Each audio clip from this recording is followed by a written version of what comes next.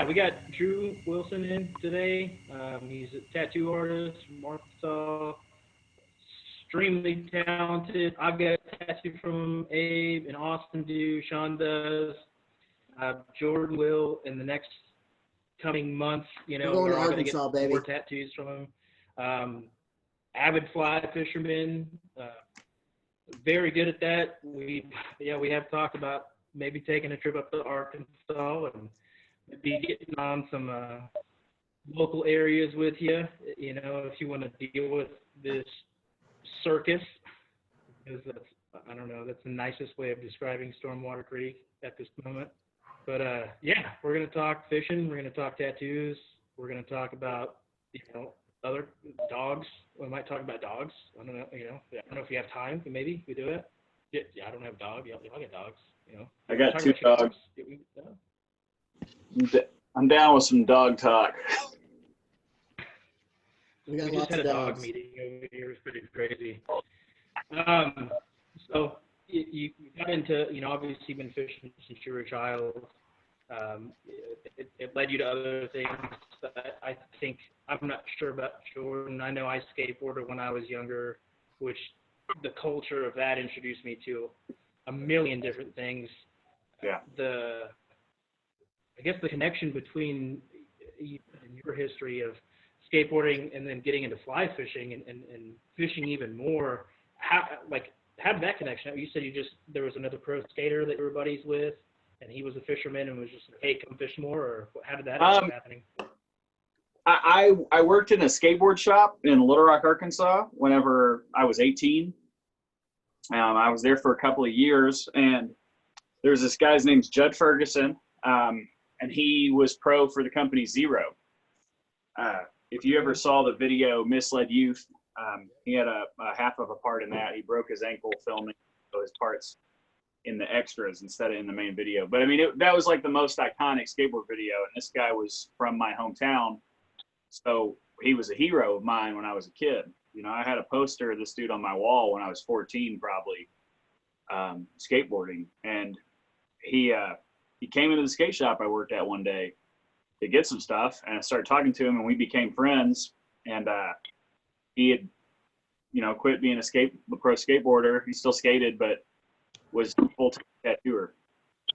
And he's the one who got me interested. I already had a couple tattoos, but I didn't have any interest in working in a shop or anything. And he got me in the door of a tattoo shop. Did you have? I'm sorry to interrupt. Did you have any background in art or drawing, or would that interest you prior? No, man. I drew some boobs when I was in high school.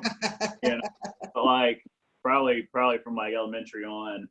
But probably a couple pictures of some dicks. We've all drew our share of dicks. I have this problem, and I just started drawing dicks. Yeah.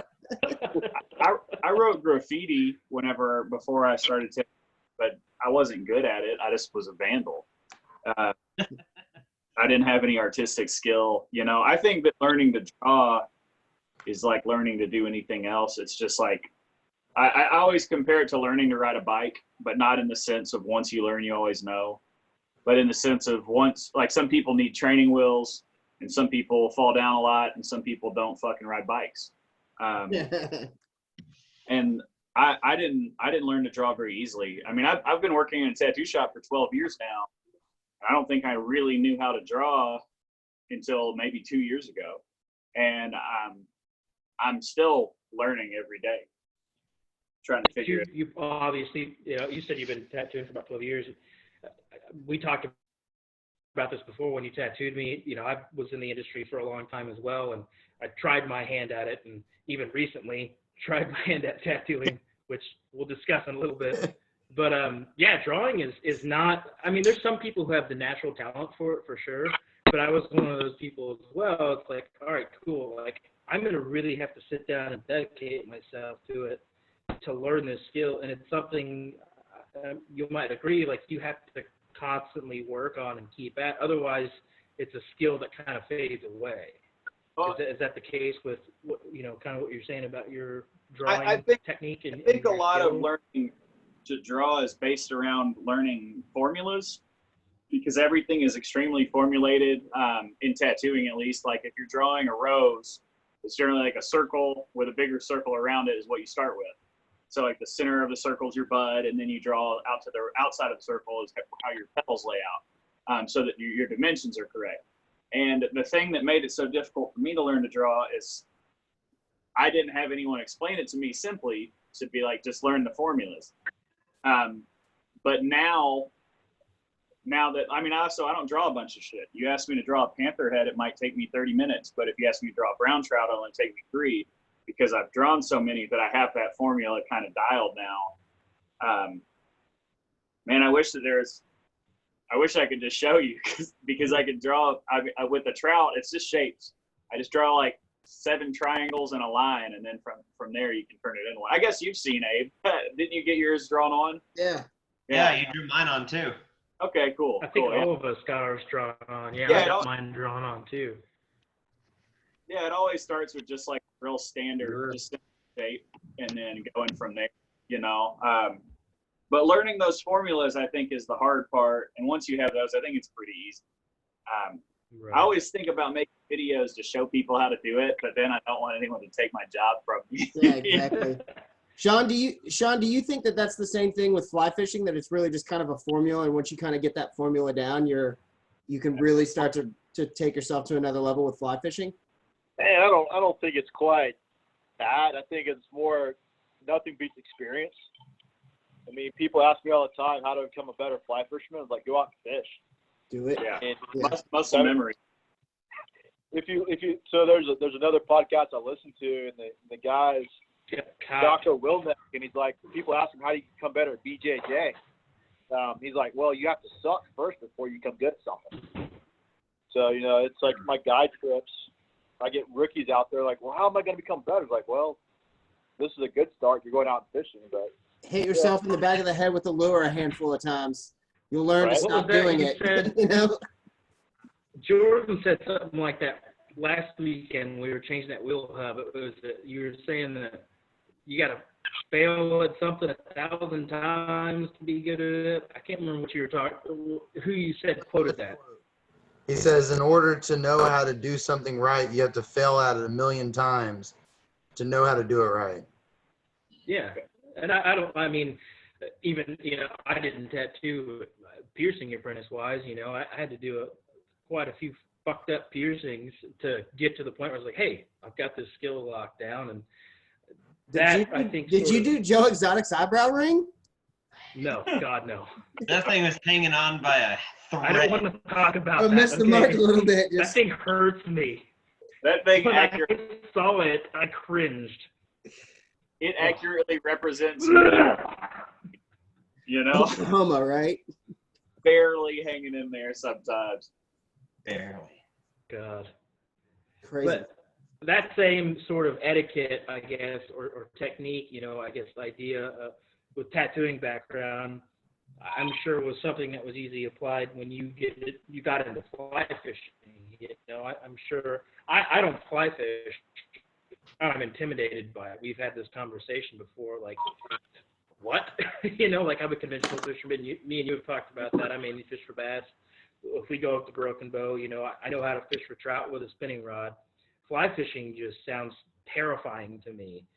I only assume, though, you know, Sean, you might back this up too, and Drew, I'm sure you understand, like, it's something that you guys probably have had to practice that and may not still even feel like you've mastered it yet. I don't know. I feel like I feel like they're both pretty good at it. Well, they are. there's like I mean, there's so many different styles of handwriting, you know. It's the same in fishing. You basically you have your way that you do it, or the way that is almost like fit to your body, and you can get as good as you can at that. But at one point, it's just that you write more fluently or you write faster. But I can't write in your handwriting, and so with that, I feel like with fly fishing, what I know and what my style is of it, I've probably gotten to where I'm close to being as good as I'm going to get at what I'm ever going to, you know, be able to do. But then, you know, I go fishing with people all the time on rivers that I know very well, where I'm very successful. and just get spanked by them because they do something just a little bit different than I would have thought, you know? And so I feel like the tedious aspect of learning is one thing. I don't think you can ever learn it all. I don't think you can. Luckily, a lot of people suck at it, so it makes me look better. I'm okay. Yeah. That's true. I think it's one of those things that, you know, at the end of the day, it's just fishing. It's just using a different method than to go bass fishing. So bass fishing, because I live in Texas, that's kind of what I focus on. But, you know, I'll be the first one to tell you, if you really want to go out and catch bass, fly rod's the most inefficient method possible. That's the most fun method? I think so. That's what I strive for. But, you know, it's like anything else, man. It's like how much you want to put into it. That's how good you're going to get at it, how much fun you're going to have with it. So, I mean, like trout fishing, I don't live in trout water, so trout fishing, I'm not that good. I know the basics. What I'm really good at is being able to put the fly where I want it. I mean, that's the one thing that I do have going for me. So if I can go somewhere with something like, well, this is the fly that you need, that's where you need to put it. All right, I got that going for me. But, you know, you put me on a brand new trout stream and tell me, all right, I got a nymph. Believe me, I'm going to sit on the bank, drink whiskey instead, because that's what helps. I'll cook whatever you catch. I do want to say, to tell you guys, I have been fishing with conventional tackle probably for the last 8 months pretty regularly. I've still fly fishing a lot, but I've just gotten really into targeting. I started in September, and I was working a ton, and so I'd get out, you know, and traveling a lot. And so when I was home, I would be pretty present at my house.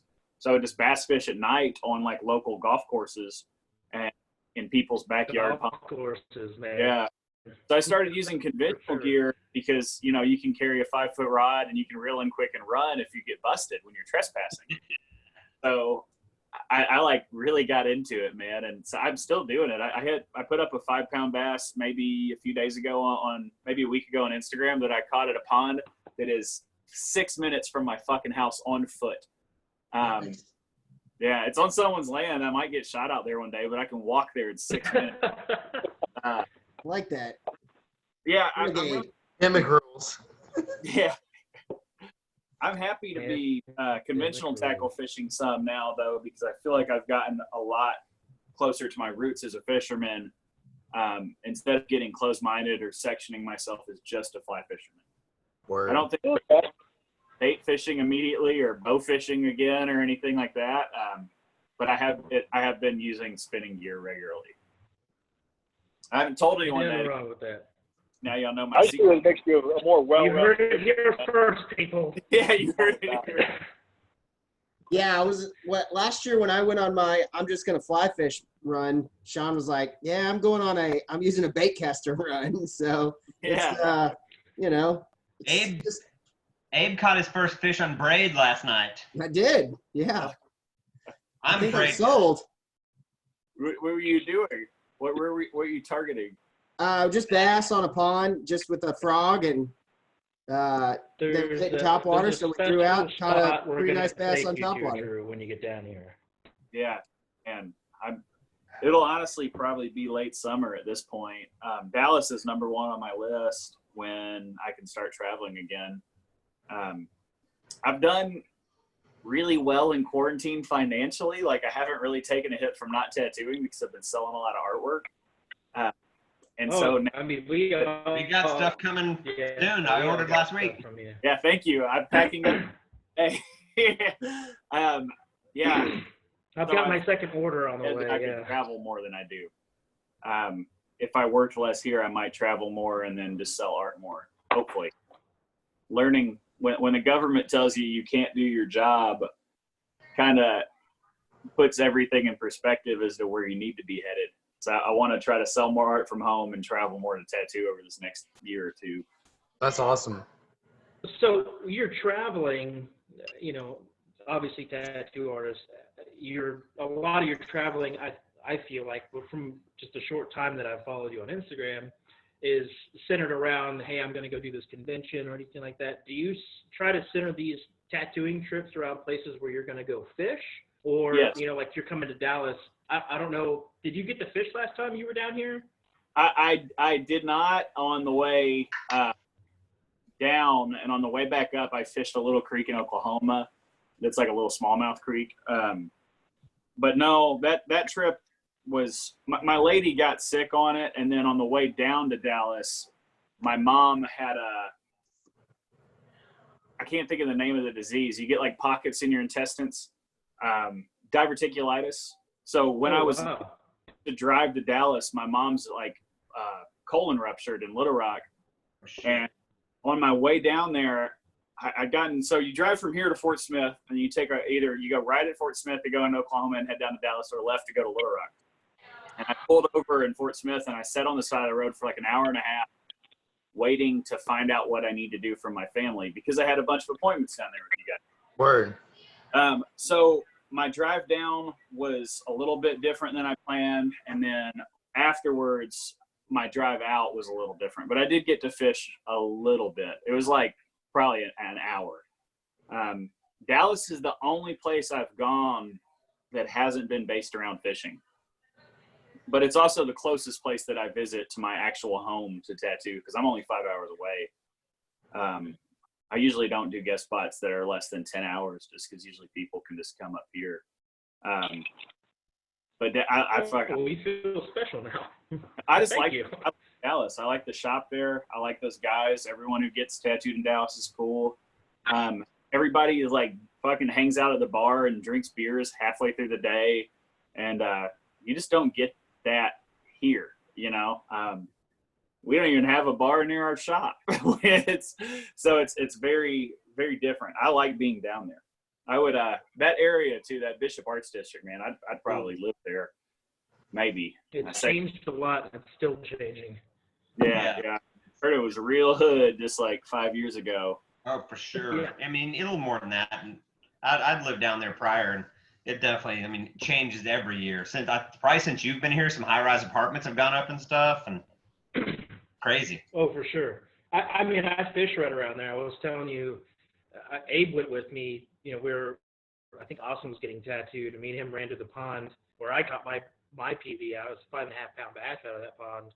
It's the filthiest pond in the world, and I still fish there. Yeah, he told me it's like a brown mud hole in like a park or something. Oh God, I mean, I couldn't tell you how many plastic bags I pull out of there. You know, I went there. I think it was my birthday this year. I took a large, hefty black trash bag and filled it up. It was just trash along the bank, and it still like didn't put a dent in it. You know, it's one of those things like, all right, cool. Like I am pissing in the wind right now for sure, but you got to, you know, deal with the cards you dealt, and it's not too bad. How are your local spots up there? You mentioned the guy or the spot you went to recently that might be private, but do you have any local parks or is any public areas where you go fish a lot? I mean, we all see your posts. We see you're catching fish. Arkansas's regulations are really neat. Basically, if it's a navigable waterway, then the high water mark from there down is public. Yeah. So most rivers here you can walk or float without fear of getting, you know, kicked out or shot at or anything like that. I can actually, from where I'm sitting now, I can walk to a little creek that's got bass in it. I mean, it's small, but there are bass in it, largemouth, in probably 2 minutes. I could seriously hang out my head and see the tree line that surrounds the creek from my front porch. But it's the trashiest creek you'll ever see in your life. Like your pond you're talking about, this one, there's a bunch of hobo camps on it because it is south of town. And so there's just all these sleeping bags and tents that have just gotten thrown into the creek from people who are like, whatever, and leave town. So I haven't ever even really fished it until this quarantine because I've had all this time. So I don't feel like I'm wasting time. You know, like usually you have a day off and you want to make the most of it. Yeah, go to the good spot. Yeah, you got to go to the best spot. You got to catch the fish you want, hopefully. But dude, I've had 45 days off. So I've been fishing like a ditch on the side of the road, happily catching whatever, or just exploring. So I walked the 2 miles of this little creek before it feeds into the river maybe a week and a half ago. And I caught a handful of like little pound bass. That's how I found the pond that I'm trespassing on, is it's on the edge of the creek. And I was just looking at maps, and I was like, oh, there's a pond over there. And I got out, and it was like obviously on someone's land, but I couldn't see their house. And so I walked up and start casting, and I immediately hit a 5-pounder. So as I'm like getting the eat, I was fishing like a Netflix. As I was getting the eat, I start hearing this beeping sound like a tractor. And I look up through the tree line, and I see this tractor coming. So I set the hook on this fish, and I didn't even realize it was a big fish. I was just like, fuck, I got to get out of here. These guys are going to come down here. I'm going to get shot or something. So I set the hook on the fish, and I'm like reeling it in, and I'm trying to walk backwards, trying to like get towards the tree line. And then I realized it's pretty decent. So I pulled the fish out, and I'm like, oh my God. And I peeled out into the woods with it. And I'm sitting over in the woods holding a 5-pound bag, like looking up for this tractor. And I like could still see them, but they weren't coming down the hill. So I put my bag, like my little sling bag, up on a tree and set my phone on it on video and held up the fish for what I would consider, my picture, so I could have evidence. And then I went and like chucked it back in the water and peeled out. So I kind of got off from the local question. That one is only 2 minutes from my house to that creek. There's a smallmouth creek that I fish pretty much every day now. That's not probably 3 or 4 miles from here. It takes like 6 minutes to get there. Our parks are pretty crappy as far as like lakes and ponds go. We don't have like any kind of real stocking program, and largemouth just they don't grow the same here. Mostly I just fish rivers, and then I have some ponds and stuff that I'll trespass on. But usually only at night. Me and Austin did that recently with, COVID going on. My girlfriend's parents live off a golf course kind of in North Dallas, and I hit him up one day. I was like, hey, man, they said the golf course is closed. Let's go. And we hit, I think, 2 or 3 ponds, off this golf course.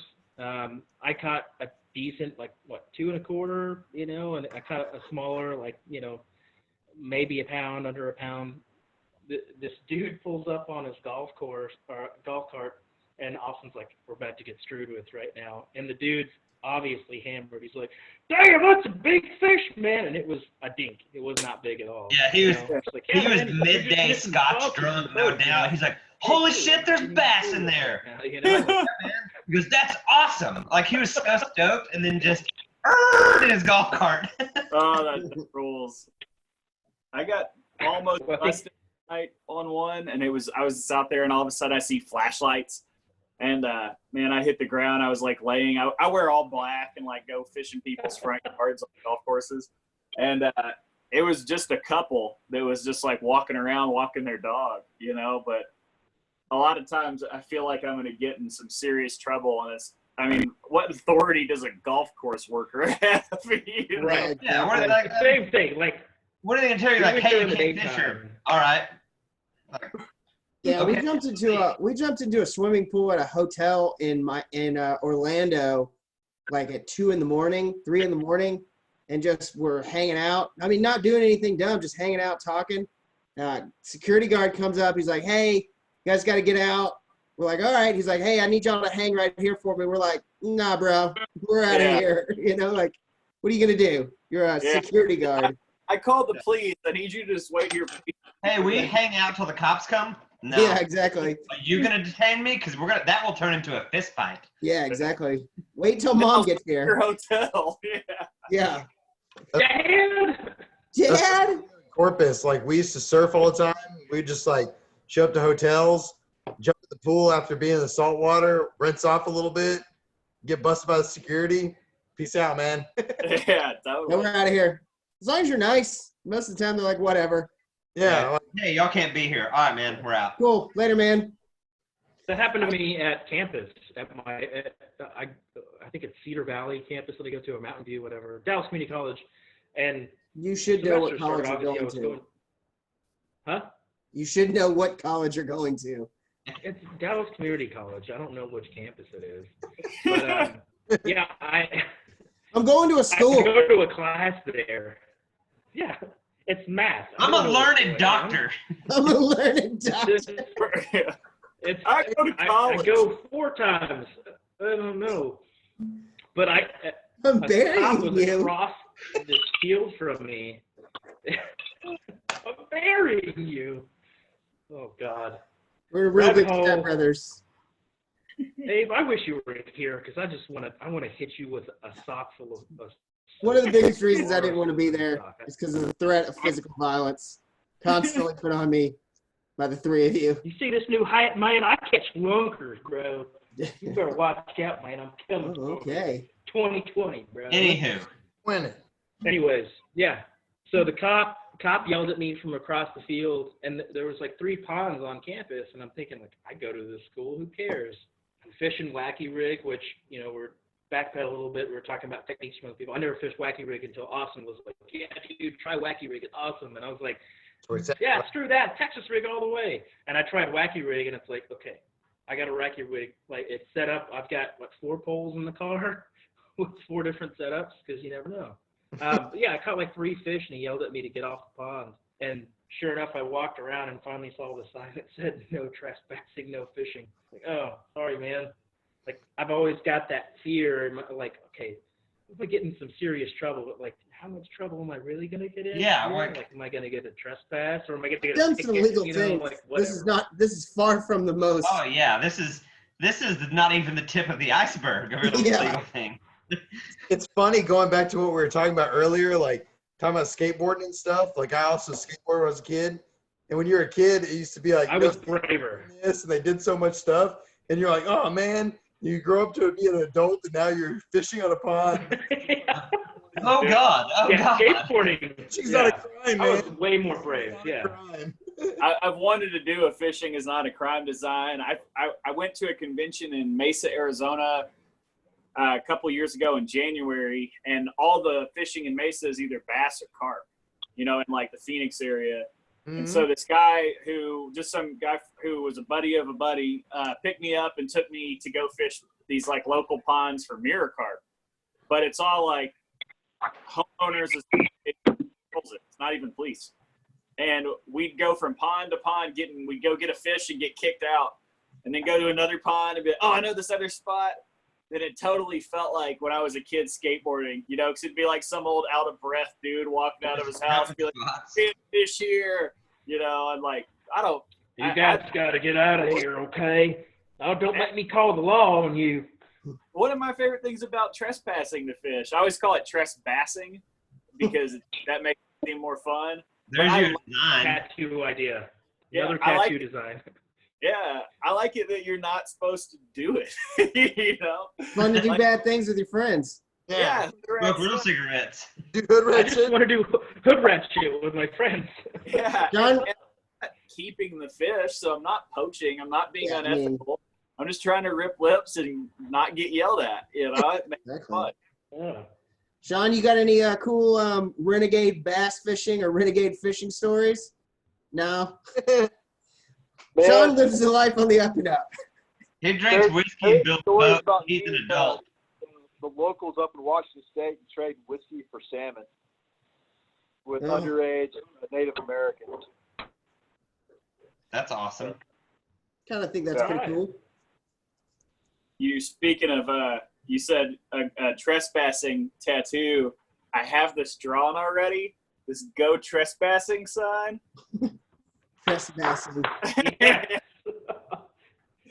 Ready That's to a go. sticker right there. I'll put that on everything. Yeah, I need to make a sticker of it. Man, it's such a good term. My boss turned me on to that term. You've been killing it with the stickers and the prints. I guess you know you've done a couple prints, but I've seen mainly you're doing stickers here lately, and obviously it's been pretty fruitful for you. As far as drawing ideas, whenever you've been drawing, obviously during your quarantine. Are you mainly drawing stuff that you think is going to appeal to a sticker, or are you drawing? I saw you did the one T-shirt. I think that was the sticker design, the holographic one. Yeah. I think I got a couple of those.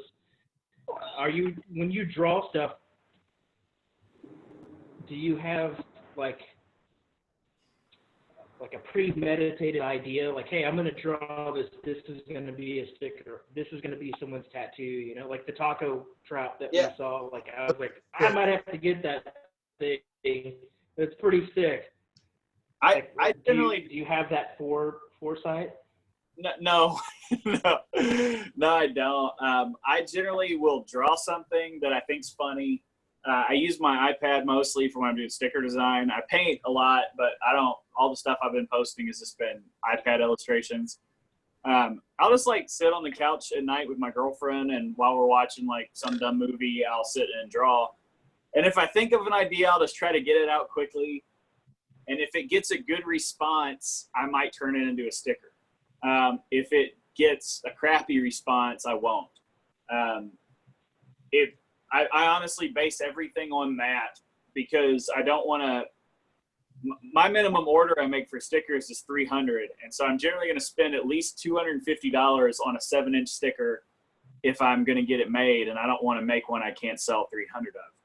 That makes 100% sense. But I'll put everything online, and if it gets a good amount of attention or if enough people ask about it, then I'll make stickers out of it. Occasionally I'll make something and be like, this is going to be a great sticker. And those are always the ones that bomb. I've got several that I've just been like sitting on where I have like, I'm just about to sell the last of a sticker that I made 300 of like 3 years ago. Wow. Because I totally thought it was going to just crush it. And it's taken me 3 years to sell 300 of them. Which Pretty is slow burn. pretty slow burn. But then I'll make something occasionally that is like, this works, you know, and you put it online and it just sells out in the first day or something like that. So nowadays, probably something you're like, this is stupid. And you're like, oh, wait, everybody wants this. What's been your highest, like, what's been the quickest or highest seller? Well, I did a print the other day of, it was like a trout anatomy, but it was all just like bullshit names. Yeah. That's what I ordered. Yeah. I actually packed yours today. That one, it was limited. If it's limited, it'll generally sell a lot. Like last year I did some 10 camping mugs and I put some stuff on them, and I only sold 25 out in the first hour. And then I was like, oh, camping mugs work. I'm going to make 100. And then I put up a different one, and I didn't put that it was limited, and so I fucking still have all of them. You know? But that print sold out within 2 hours, which was real cool. I think my number one sticker that I've sold the most of in time is the Bass and Titties sticker. Bass and Titties. Yeah, I think we all have that pin. I at least have one. You did like the enamel pin. Yeah. Man, so I still have all my pins, but I haven't been going to the post office during this quarantine. Like, I'll go there and drop stuff off outside, but I haven't gone inside. I had to go once to sell prints. I got to go again on Monday, but I haven't wanted to put my pins online because of that. But I still have all of them. Let me see. Yeah, my best-selling sticker is either the Bass and Titties or the Bart Simpson one. The skateboard? The Bart Simpson one. Yeah. That holographic one you did, the shiny one, I bought a couple of those. Those were really cool. Thank you. Yeah, Sticker Mule was a company that I ordered through 2 different companies, and one of them Sticker Mule. And they'll occasionally message me and be like, we have this promo going, where it's like, you can buy this many stickers for this much money. And so those holographic ones, they were also limited. And I kind of took that as to why they sold out so quick, because they were limited. But yeah, they were gone in like an hour, but they were only. That's been like that's been my main way I've made money. Who would have thought, you know, like selling stickers would be. Hey man, you're smarter. I mean, that doesn't sound too bad. I know a lot of tattoo artists who don't prepare well and haven't prepared well, and so this has really hurt them. And then I know other guys who are smart. You know, me and Austin and Jordan have a good buddy who's tattooed all of us. You know, he's smart with financials, and so this hasn't hurt him financially, just mentally, like, hey, I'm ready to get down and tattoo again, like, get this shit done with. And I've got other buddies of mine who tattoo me that are like hurting, you know, like, hey man, like, do a print or something, you know, like, I'll buy a few for you, you know, like, I'll help you out, you know. So I will say you got a leg up on a lot of people right now, because as you know, in the industry, there's people who are just really ignorant with their funds. Yeah, it's supposed to be like stereotypically, you're supposed to go out and drink till like 2 a.m. and do a bunch of cocaine and then go to Waffle House. And then you're supposed to buy shit you don't. And so you're not supposed to have savings for your tattooer. You're supposed to spend your money so that you can make more, you know? That's always been how it is. I was very lucky to have a little bit of savings, and then I did some graphic design stuff that helped me get through this. So I haven't had to worry, luckily. But a lot of guys who I know who tattoo for me, who've been doing it 10 years longer than me, didn't have the cushion that I had or the ability to make sellable artwork. I've seen a lot of guys who have just been online complaining about not making a living, but they haven't made any sellable artwork. Yeah, it's like, yes, you're not making a living, and that sucks, and the whole thing sucks. But what have you done to try? Exactly. Like, anybody can sit on their couch and bitch and play Internet Warrior and Keyboard Gangster, but what can you do to fix your situation? You're an artist, clearly. Anyone who tattoos is an artist in my mind, because I can barely draw a stick figure. So all of you should, anybody in the industry saying, I can't, this is madness, I can't make any money. Like, no, you don't want to try. Yeah, I feel that. I feel like a lot of people have used it. I mean, people love to complain. I fucking love complaining, you know? If you can give me something to complain about, I'm going to be happy about it. You know? But I feel like so many people have just got in that hole of complaining instead of trying to better their situation. And I've seriously made a living through this entire quarantine sitting on my couch doodling on an iPad. People have been supporting artists so strongly during this. It's like the people who are still working, who are just, I mean, you have nothing to do but sit at home. Also, a lot of people are working from home, and so they've been really supportive and spending money with artists. And I've benefited from that. And I don't understand how people have not benefited. Exactly. I've worked from home for, I think, 7 weeks now. I don't even know at this point. It's gotten, time is lost. Time has no meaning. This may be that Trout Anatomy print you did, I really wanted that. And if I was at work, I probably would have missed it. So yeah. It just kind of worked out. Like, I couldn't be happier to support, but worked out. Like, yeah, I'm gonna absolutely grab one of these. Where Jordan's sitting upstairs is kind of our new podcast room. It's one a bunch of cool art up there, and definitely want you involved. And man, it's the same deal. Like, there's another artist I want a piece done eventually, and I've been messaging with them. Like, hey, can I buy a gift certificate or something to help out? Like, I want the work eventually. I can spare a couple $100 for sure, since I'm still working, like, to help you out. And eventually we'll get this work done. I trust you. So, like you said, there's money to be made if people are willing to spend, instead of their time in the shop, spend that time like marketing themselves. Yeah. Just help you when you come out too, right? Most tattooers that I follow on Instagram, there's been two types of people. There's people who have put out a new painting every day, who are just driven. There's only like 5 of them. And then there's a lot of people who are just sharing all the old tattoos that they used to do. Yep. And it's like, come on, man.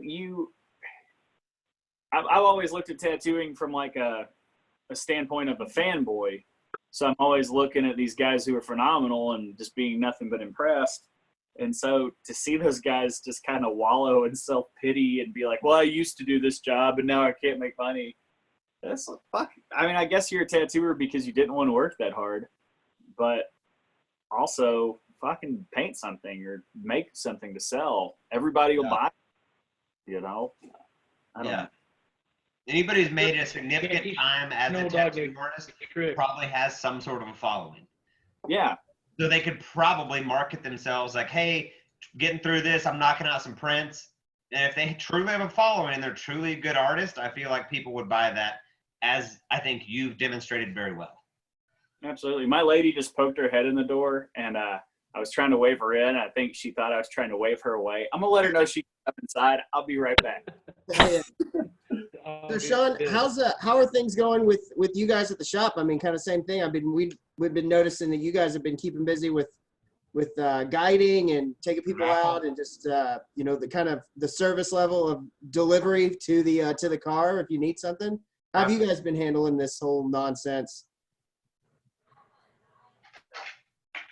Uh-oh. Sean's dead. I think Sean's frozen. I don't know. Like, no lie. He's not moving. I don't see Sean on my screen anymore. I still see Sean a little bit, but he's. Uh-oh. I think Sean may have looped the feed so that he could go hang out instead of participating. Yeah, that's what he did. Sean looped the feed. He's like got a Polaroid of him sitting in that chair taped up in front of the screen. Isn't this exactly how they won at Speed? Like every Mission Impossible movie, tactic. So, yeah. Well, I am. I'll tell you this, Jared. Talking fishing, I'm seriously considering getting myself a new bait caster soon. And speaking of taping a picture, oh, there you go. You just kicked back in. So I'm thinking about getting a new bait caster. What do you got, like, suggestion-wise? Who are you asking right now? You. I've been frozen. I just hopped back in. I don't know what's going on. Oh. I don't know, man. Like, me and Austin have talked about tackle millions of times. Talked about other people. Like, my first bait caster was an Abu Garcia. I loved it. It was great. And then Drew, obviously we just met last year. I've only really taken a passion to bass fishing probably in the last year and a half, 2 years, and gotten into hunting and everything. It was really when I got out of the tattoo shop, just because I wasn't working 60 hours a week anymore. I had time to do this shit.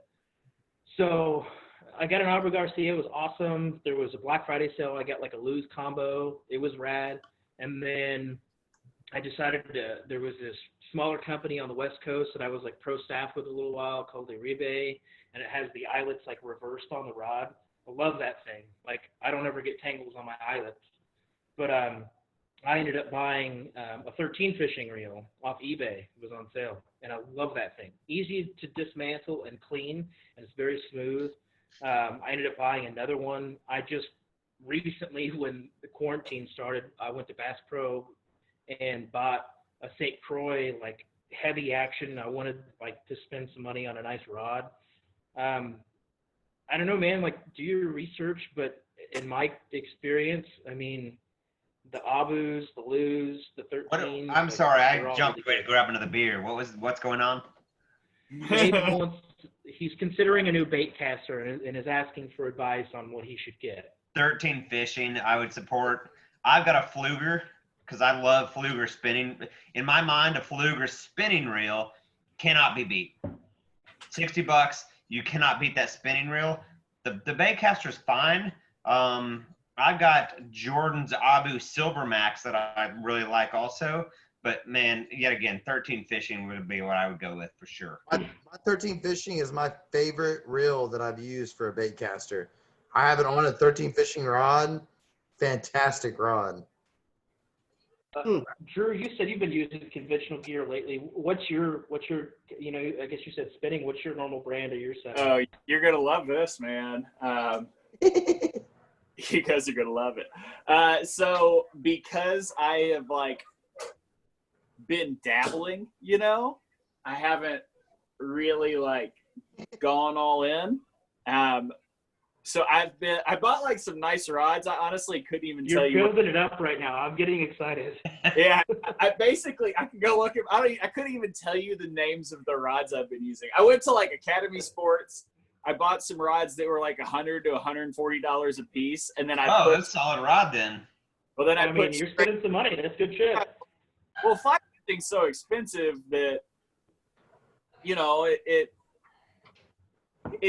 it seemed like it wasn't that big of an investment. But then when it came to getting a reel, because I'm just dabbling, I straight up bought a Zebco 33 button reel. That's what I knew you'd like. Not hating. That's how all of us started off, is with a Zebco. Sure. I still have a Zebco at the house. Like, Yeah. nothing wrong with that. Our trout guide that we took in Broken Bow, where, like, you know, he was supplied everything. We're thinking, all right, cool. What setup has he got for us? He's like literally had Zebco 202s. Yeah. He's like, here's some salmon eggs, catch some trout, and we crushed it. Four of us hit a limit Which in like goes 2 to hours. prove even further that it doesn't matter. Yeah. Well, It so really doesn't. I will. I mean, a nice reel and a nice rod is really nice. But if you're with a guide, you're going to be using garbage equipment because it gets dropped in the dirt, it gets reeled to the eyelet, it gets get the shit beat out of it.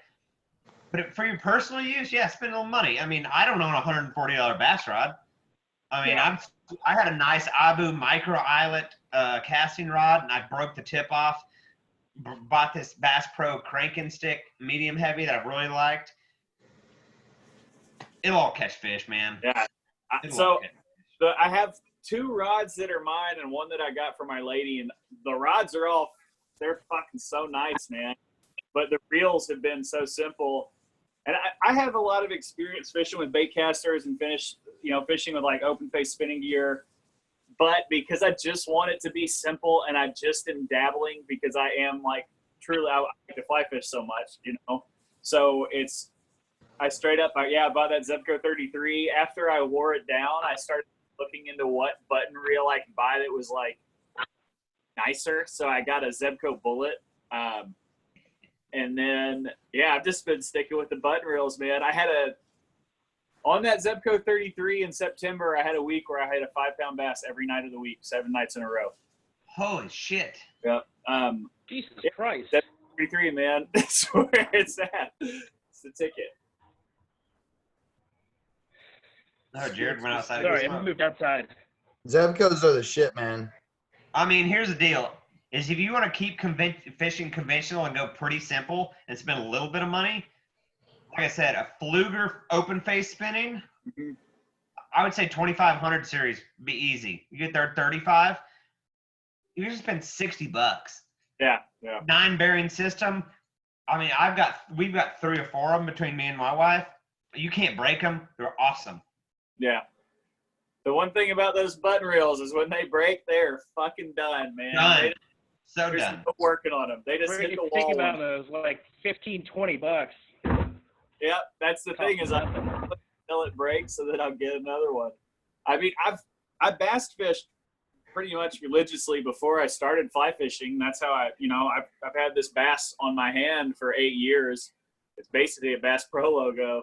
I've got mine now, dude. Yeah. But so since I started dabbling again, it's just been nothing but button reel. And I've loved it, man. I got turned on in October. A buddy of mine was like, "Oh, you're fishing with spinning gear again?" He's like, he got so excited, and he brought me like some big whopper ploppers, and it was new because that wasn't around when I was spin fishing, and those are so cool. So fun to fish topwater like that. It's so much fun. God. So you were talking about a wacky rig earlier, because that wasn't prevalent. That's like a newer way that people are hooking worms, basically. So I'm new to it, and I've been using like a number 2 circle octopus hook with like a 4-inch Gary Yakamoto, Cinco, basically. What do you use? Here's what I recommend. Austin's first. First. He's the OG. What you're doing is fine. Are you using the little rubber bands?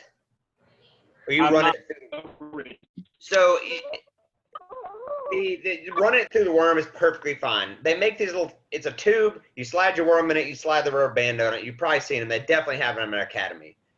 Puts a little rubber band in the middle. You put your hook through the rubber band. Makes your worm stay. It saves your worm because you get 2 or 3 good hits on a wacky rig through the worm. That worm's done. Yeah. The Yamamoto are definitely the best action, but they're expensive plastic, as you know. Yeah. So get one of those. And then I like to use, they make a wacky jig, and it's got a weedless wire on it, right? Okay. 16th ounce or 8 ounce, to me, makes it fall a little faster, and you get some more weight on it to get it out there. Yeah. And I mean, that's my ticket, and that's what I got Jared using. I mean, I've always got a reel rigged up with one. 16th, 8th, usually 8th. I mean, around here it's been windy, and I'm running heavy rods, so heavier. So I want to get some whip on it, So Yeah. 1/8 ounce wacky jig, got the weedless thing, rubber band, BMC. and then if you get a few different worms and leave the rubber bands on them, then boom, you can just switch colors and find what they're hitting. Yeah. And slow roll the fuck out of it. Yeah. Slow roll. Yeah, dude. I use a 5-inch Senko. Pop it, let it fall. Pop it, Yeah. let it fall. Wacky rig has caused me to fish slower. Yeah. And I normally do like a Texas rig where I'll just drag it. I mean, me and you talked about that. You said you were using like a 10-inch worm, a 12-inch worm, just like throwing it out and let it sit for a second. Like I'll throw a wacky rig out and have to like remind myself, like, calm the fuck down. Like, leave it alone. They're gonna bite, I just gotta. We talked about this before on another podcast. Keep it simple, stupid. Like, I just gotta chill. And I've had really good success on wacky lately, and we talk about color before, like what color to use. Like the debate on color is never ending. It's like, oh, I live by this color. This is all you're gonna catch on, and then you and I were discussing that, Jared. Cool. I'm gonna use all these dumb colors I have because I want to try to see if fish even care. Darker, like darker light. We did a tackle swap the other weekend. Me and Austin did. I had like bright orange, yellow, like creamsicle, just weird colors. I had like highlighter yellow, and I was like, yeah, I've never caught a fish on it. And Austin's like, well, I'm gonna take them and try them out. And I caught it at the farm the next day. I've gotten to the point now where I stick with chartreuse and pepper now, and like some kind of watermelon color. Yep. Yeah, I got watermelon I've red. seen good results on both. And see, I go basically three basic patterns in my book. Depending on where we're fishing, if we know, start with chartreuse, tentatively, start at the opposite ends of the spectrum in my mind. Yeah. If I'm caught fish on chartreuse there, start there. If they're not fishing on that, I'm going to go to like black and blue, or blue with, sparkles, or black with sparkles, or red, dark. Go to the opposite end. If it's find the middle. Yeah. Go back to natural color. And that's how I run it. Like, let's find the bookends, and then go to the middle. And if nothing's hitting, maybe nothing's hitting. Yeah. But in that same respect, we're talking about bass. Like, even when me and you went to Broken Bow last, we were trout fishing, and we were using plastic worms. And like the first day we were out there, we did really good. And I think we were using pink worms. We were just killing it. The next day was okay. And then that last day we were fishing, they weren't biting on pink. It would not work on pink, and we switched colors, and other colors were working. It's like, okay, is there a science to this? Like, this is weird. Like it's a never-ending experiment of what's gonna work, what's not gonna work, and I think that still allows a fun kind of game to it. Let me dig through the bag right now. Well, I haven't tried that before. Let me see if this works today. And if it doesn't, then I might think this is dog shit, but I might try it again another day and catch fish all day on it, which is why I've stuck with the chartreuse and pepper, I swear by it. I think Jared got me on the chartreuse. On that I was a black and blue guy forever. Black and blue creature bait, black and blue Yamamoto wacky rig, black and blue worm, black and blue ribbon tail. That's all I fished. That was what worked in Texas, in my mind. I'm catching a chartreuse. Oh, bang, fish. Like, oh, now I'm fishing chartreuse. So now I kind of, all right, what was the last fish? Like I was saying, last fish I caught here, I caught on this, going to start there. No hits, go opposite. I like last Sunday for us. It goes back to what we were saying earlier. I was saying about how everybody kind of has their own style and like your own handwriting that you're imprint on fishing and what you like and what you know. And that kind of fits in there where it's like, Fly fishing, I have 10 flies that I use. Bass fishing, I have 4 things that I do. If they don't work, I'm not fucking fishing, man. Nope. Or else no fish. Totally. There are no fish. Or Yeah, like any other fisherman where it's like, if you're fishing somewhere and someone's pulling them in, Yeah, bro, what are you catching? okay, Yeah. Bro. Oh, you're catching right there? Bro. Fish over there. Get off my spot, man. Yeah. John, what have you been catching fish on? Oh, meat whistles and bushwhackers. fuck yeah. Meat whistles, my number one.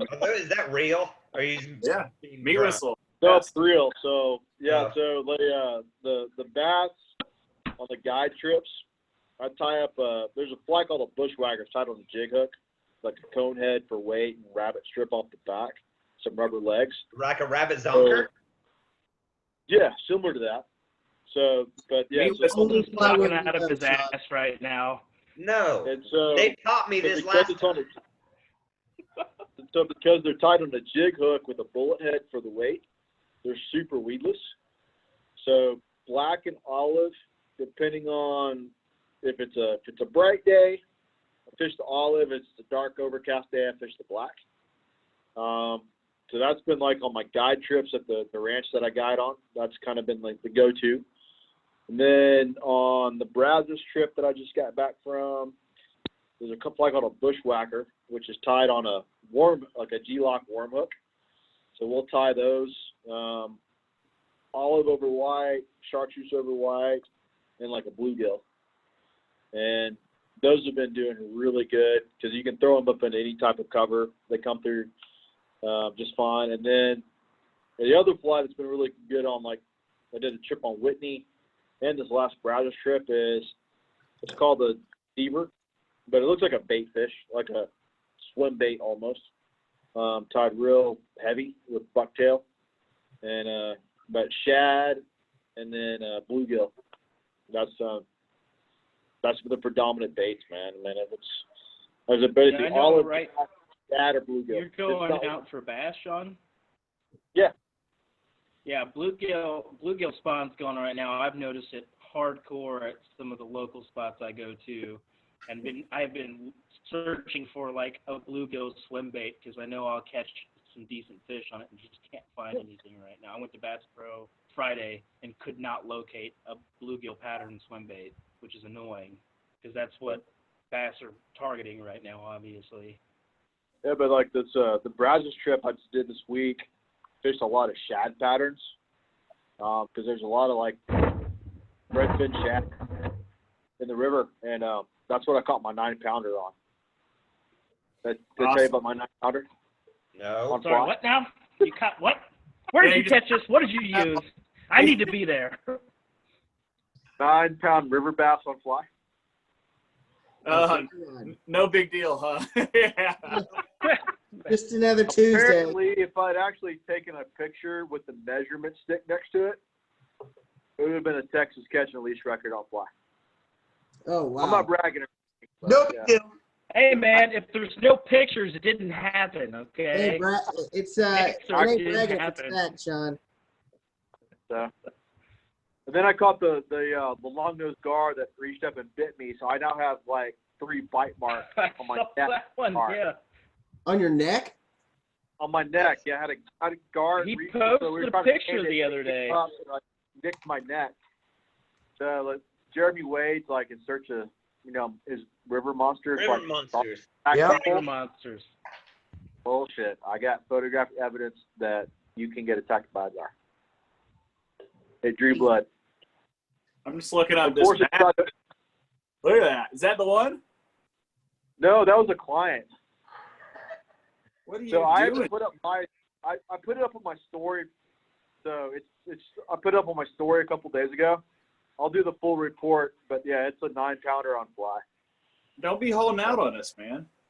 Oh, it's coming up. Don't How worry. was that fight? What's up, brother? What's up? Yeah. It was pretty awesome. Say so myself. It was almost as good as like the 5-foot gar I had caught on fly for like 5 minutes.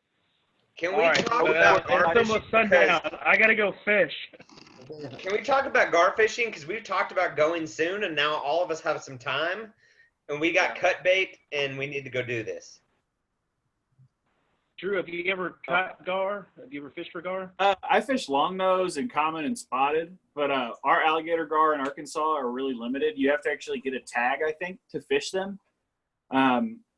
So I don't know. I think to even target them like specifically. Really? But I honestly I don't know, man. I shouldn't speak of it like a lot about it. I know that you guys have them down there pretty thick in Texas, even there in town in Dallas in the Trinity. Yeah, on the shop we have them. Yeah, that's so cool. We do not. But I fish for spotted gar and commons a lot in the summertime. Whenever it gets really warm, usually around like August when it's like just hot, and they get angry enough, I'll fish them with like nylon rope flies that don't even have hooks, and just spray the rope with like a cat hair brush to try to get their teeth tangled. Right. I haven't caught anything bigger than 4 foot yet, but I would like to. They're just the coolest fish, man, and they Have do. you eaten them yet? No, so I used to eat gar when I would bow fish, because you can't let them go then. But every it's not shooting really. yeah, He'll walk it off. yeah, I'll just put an arrow through his skull and then he'll be okay. But all the fly caught gar that I just let them all go. Sure. I'll like take some pliers to hold their mouth open in the base so I don't break their teeth, and then just like be really meticulous with pulling the rope out so I don't damage their teeth. Yeah.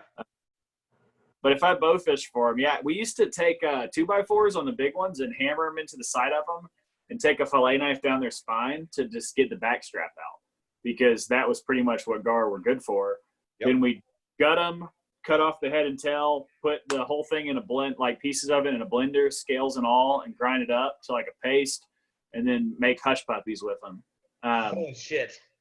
Yeah, so you basically eating gar scales, but you'd grind it up to a paste. They're just such a hard fish to clean. Yeah, what I've done, like kind of like you're saying, I've like snipped up the spine, snipped around the gill, snipped around the tail, then open it up like a shell, and then cut back straps out, and it's been delicious. Yeah, they're one of the best eating. Gar and bluegill are two of the best eating fish that are just such a ass. They're not worth it. Bluegill for sure. We didn't try. Bluegill, I didn't try bluegill. We went out on a. We have a guide that we use down in Conroe. He's been on that lake since it was flooded, and he puts us on catfish hard. And I think the first time I went out, we went and caught some pretty hefty bluegill, and he's like, "Oh, we'll take to the guy. We'll get him clean." And we tried bluegill, and I was like, "Oh, this is not bad." Like, they're great. Delicious. I never even thought to try to eat bluegill, and it was great. Just like you can fry their fins and eat them like chips. Yep. Yeah. Too. I mean, it's funny I say all this. I haven't kept a fish in 7 years. But man, I totally used to just live and breathe that, and so I kept, damn near 1,000 bluegill. They're cool. We're all the same way. We all mainly recreational fish, but anytime we go up to Broken Bow to catch trout because they stock so frequently up there, it's like we're gonna keep a limit, and stock up on fish. And anytime we got with that guide, I mean, I don't think everyone's hit a limit, but I think the last time we went out, like, what did we have? Like, I mean, the picture was astounding. We had some crappie and the crappie, catfish, and bluegill. We had 60-something fish. Yeah, that's that awesome. one catfish I caught was like 7 pounds, and I was just so excited about it because I was fighting it on like a little Zebco, because that's what the guide had. And of course, the dude we were with, he's like, "You got a hybrid bass, you got a hybrid," and pull it up, and it's this massive catfish. It's like, oh my God, I caught him on a minnow. This is awesome. Yeah, Like, again, the stupidest things. Oh, I caught this massive fish on a minnow. Cool. Hey, Sean. Go ahead, Jared. I'm sorry. No. Go.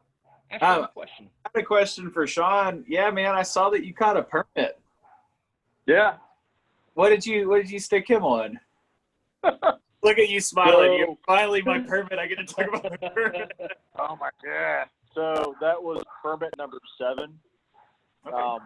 Because I do keep track of those. I've got a diary going with the last 4. Absolutely. But so that trip is down to Palmetto Club. I tied a strong arm merkins you take a merkin, basically has a claw coming off the back of it. Okay. And that was day number 1 at 9:30 on day number 1. That fish was boat side. That's insane. We saw a pair of them coming in. Me and the guy jumped out, made a cast, recast, fish ate, boom, fish on. So landed that permit. So we got back in the boat, went to another flat. My buddy got out, fished for a little while, had a couple shots, blew them. All right, Sean, you're back up. The second fish that I saw of that trip, cast, ate, came tight, broke off. Damn Same it, man. fly. Yeah, so I was 2 for 2 by noon on the first day. That's insane. That was, but the strong arm merkin, and then the second day, same fly, different color legs, but yeah, that was, so that morning, that afternoon, I caught a trigger fish, which down in Mexico, triggers are harder to catch than permit because there's not as many of them. They get real.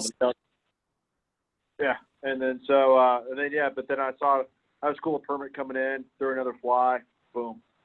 But to answer your question with permits, most of mine have been caught on shrimp, as opposed to crab fly. Like a spawning shrimp seems to do a little bit better. So I saw you were down in Ishlak. Yeah, we went to Tulum and then down to Ishlak in January. I caught a permit in Tulum on a shrimp. It wasn't a huge fish, but it was a permit. You know, they all count. Dude, it doesn't matter. All permit, any size permit count. Yeah, what's really funny about it is like we took a guide in Ishkalak and we got down there. Like I was like, I want to fish tarpon, and I want my lady. She hasn't caught a bonefish yet. I want to put her on a nice bonefish. And he was like, we're not doing that. We're fishing permit. And I was like, I caught one yesterday by myself, man. I don't want to fucking fish them today. They're brain, hurting fish. They just make you want to die, until you get until you land one. They're just so fucking difficult. And, but we fished for permit all day with a guide and got a bunch of shots at them and couldn't get them to hook up. But I caught one by myself on a blind cast. I caught a permit on a blind cast on like some heavy ass shrimp pattern. Into some deep. I just saw some fish moving around in a deep pool and couldn't even tell what they were, and cast it in, and then immediately came tight to a permit. It's if I had my choice, that's all I would fish for. Yeah. Permit. So, but when you hear guys that have 90 permit, 100 permit, I think right now in the world there's maybe 20 dudes with 100 permit. Yeah. The year like Dale Brown caught 500. You're like, the number of days on the water chasing permit alone is mind-boggling.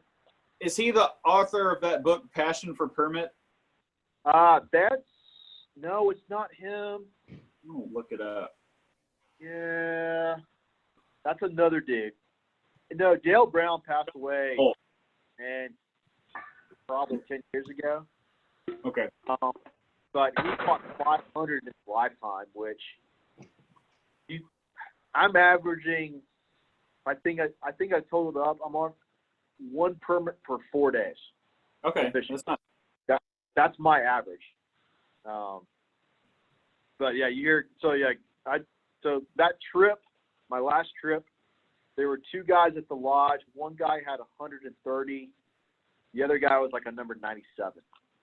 Crazy. Which, yeah, it's insane how many days they spent chasing permit. But if I'm anywhere near and there's a whiff of permit, I'm like, that's all I want to do. It's that freaking obsessive. So they're awesome, man. If they weren't so expensive to go and catch, I would go, as quick as I could. It's not a poor man's game. I mean, I'm fortunate that because of my job and the company I work for that I get to go chase them. Yeah. With clients. That's the only reason I get to do it. I mean, I'm really, really fortunate I get to do that. But I'm obsessed. Saltwater fishing, that and redfish. I love redfish too. I could go do that on my own, but permits. I've been waiting, dude. I want to get some redfish so bad. I've never caught a redfish. Jordan, you said you lived in Corpus. You fished the lighthouse lakes down there for redfish at all in Port Aransas? I can hear you. I think you might. You're muted. You're on mute, buddy. Technology. Sorry, down the house, so I muted it.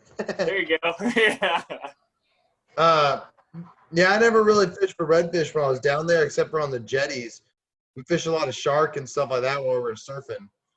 Okay. We didn't really hit the flats. But Sean and Drew, are you guys familiar with a Nate Wilson down in Austin? Yeah. Nate Wilson's a good buddy. He made me a tackle box. He used to tattoo, yeah. Yeah, okay. I know who he is. Yeah. He made me like my own custom little redfish tackle box, just some plastics.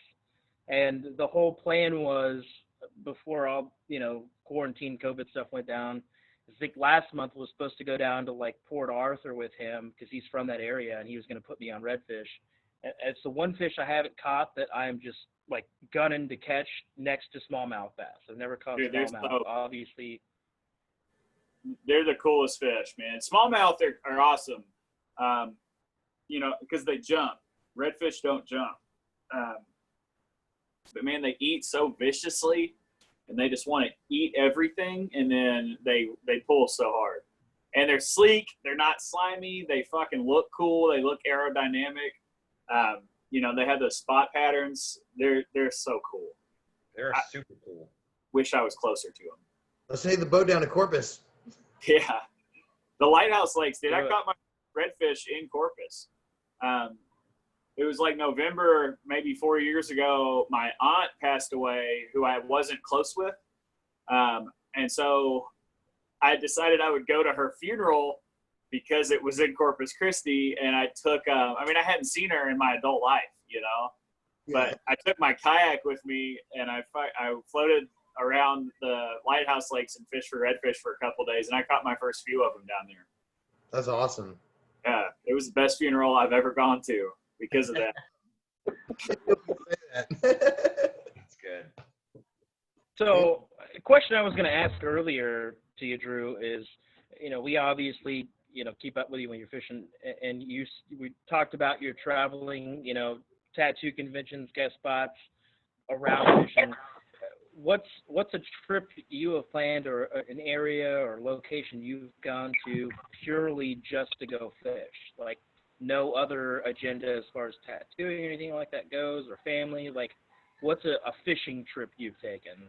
So I've made 3 fishing trips in my adult life that were like out of country, and then one that was just a fish that was in country. I went to Alberta, Canada with a couple of my buddies from New York 2 years ago to fish bull trout,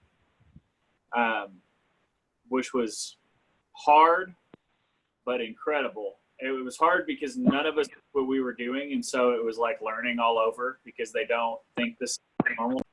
They don't hold the same or eat the same. So it was a brand new setup in a whole different place.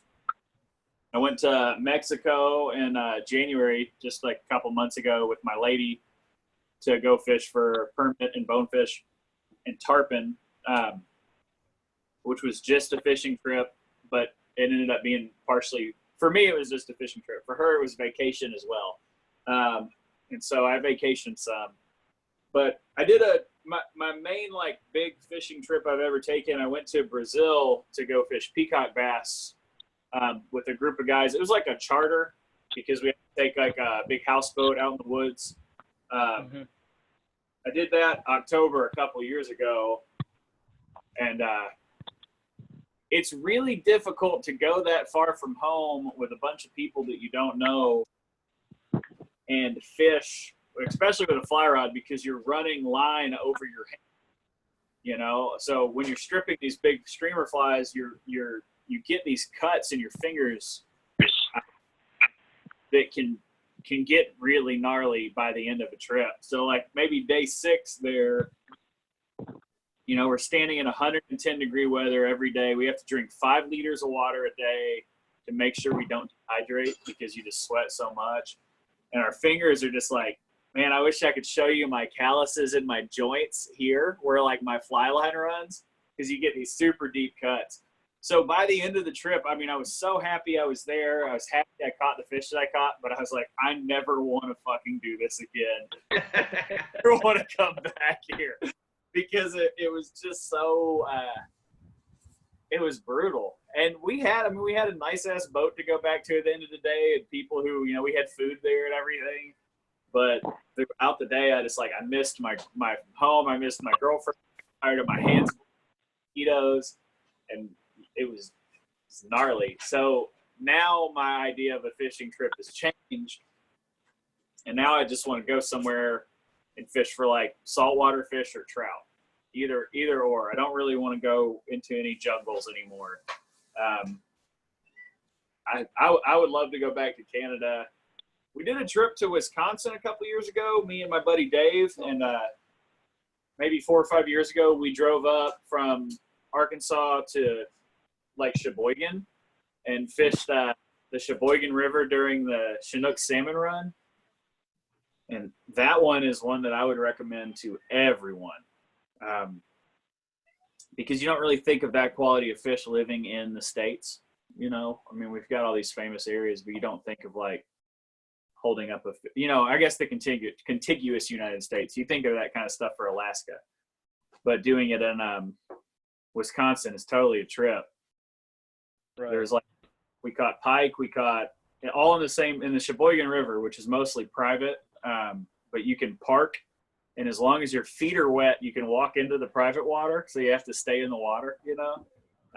So we would like park on a golf course and get in the water, then walk up in the private water about 2 miles and fish. Man, I caught like a 40-pound Chinook, somewhere in the 35 to 40 range. Caught like a pretty big pike. We caught big brown trout. There's steelhead in there, like Great Lakes steelhead. I would do that again in a heartbeat. I haven't based many trips around just fishing, though. It's usually fishing and tattooing. I always try to pick a spot that's going to have the best. Sense. Yeah, and try to do them both in one shot. That way the trip pays for itself, and I can write off the hotels on my taxes, and makes it more feasible. And my job will be less upset, like my home shop will be less upset about me leaving all the time if I'm going to work instead of just going to hang out. For sure.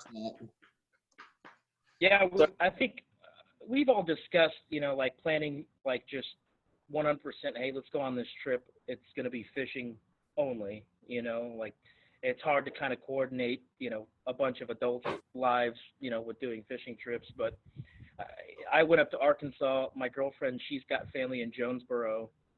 And so we went up there, which is like in the northern part of Arkansas. And I did a little bit of fishing while I was there. There wasn't anything too crazy. This was like, I don't know, like late summer last year. So, you know, I caught some bass, not a huge deal. I hooked up with a catfish on a wacky, or I think it was Texas rigworm, which is crazy. But I mean, we've all kind of discussed like, hey, let's plan a big trip.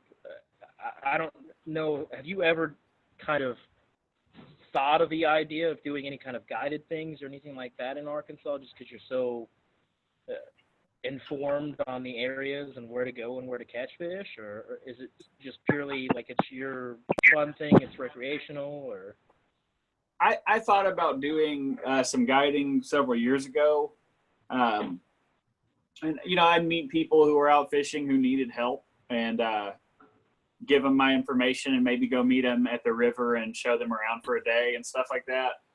But because I make a living from tattooing, and it's not I've always just wanted to give it away rather than sell it, I guess, with fishing.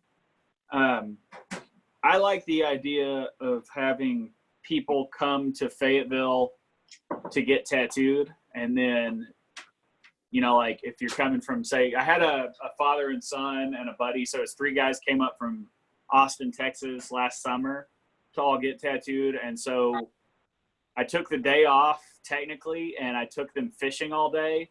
And then we went home, they showered or whatever, and then met me in the shop and all got small tattoos to like commemorate their fishing day. That's what I would love to do. Deal.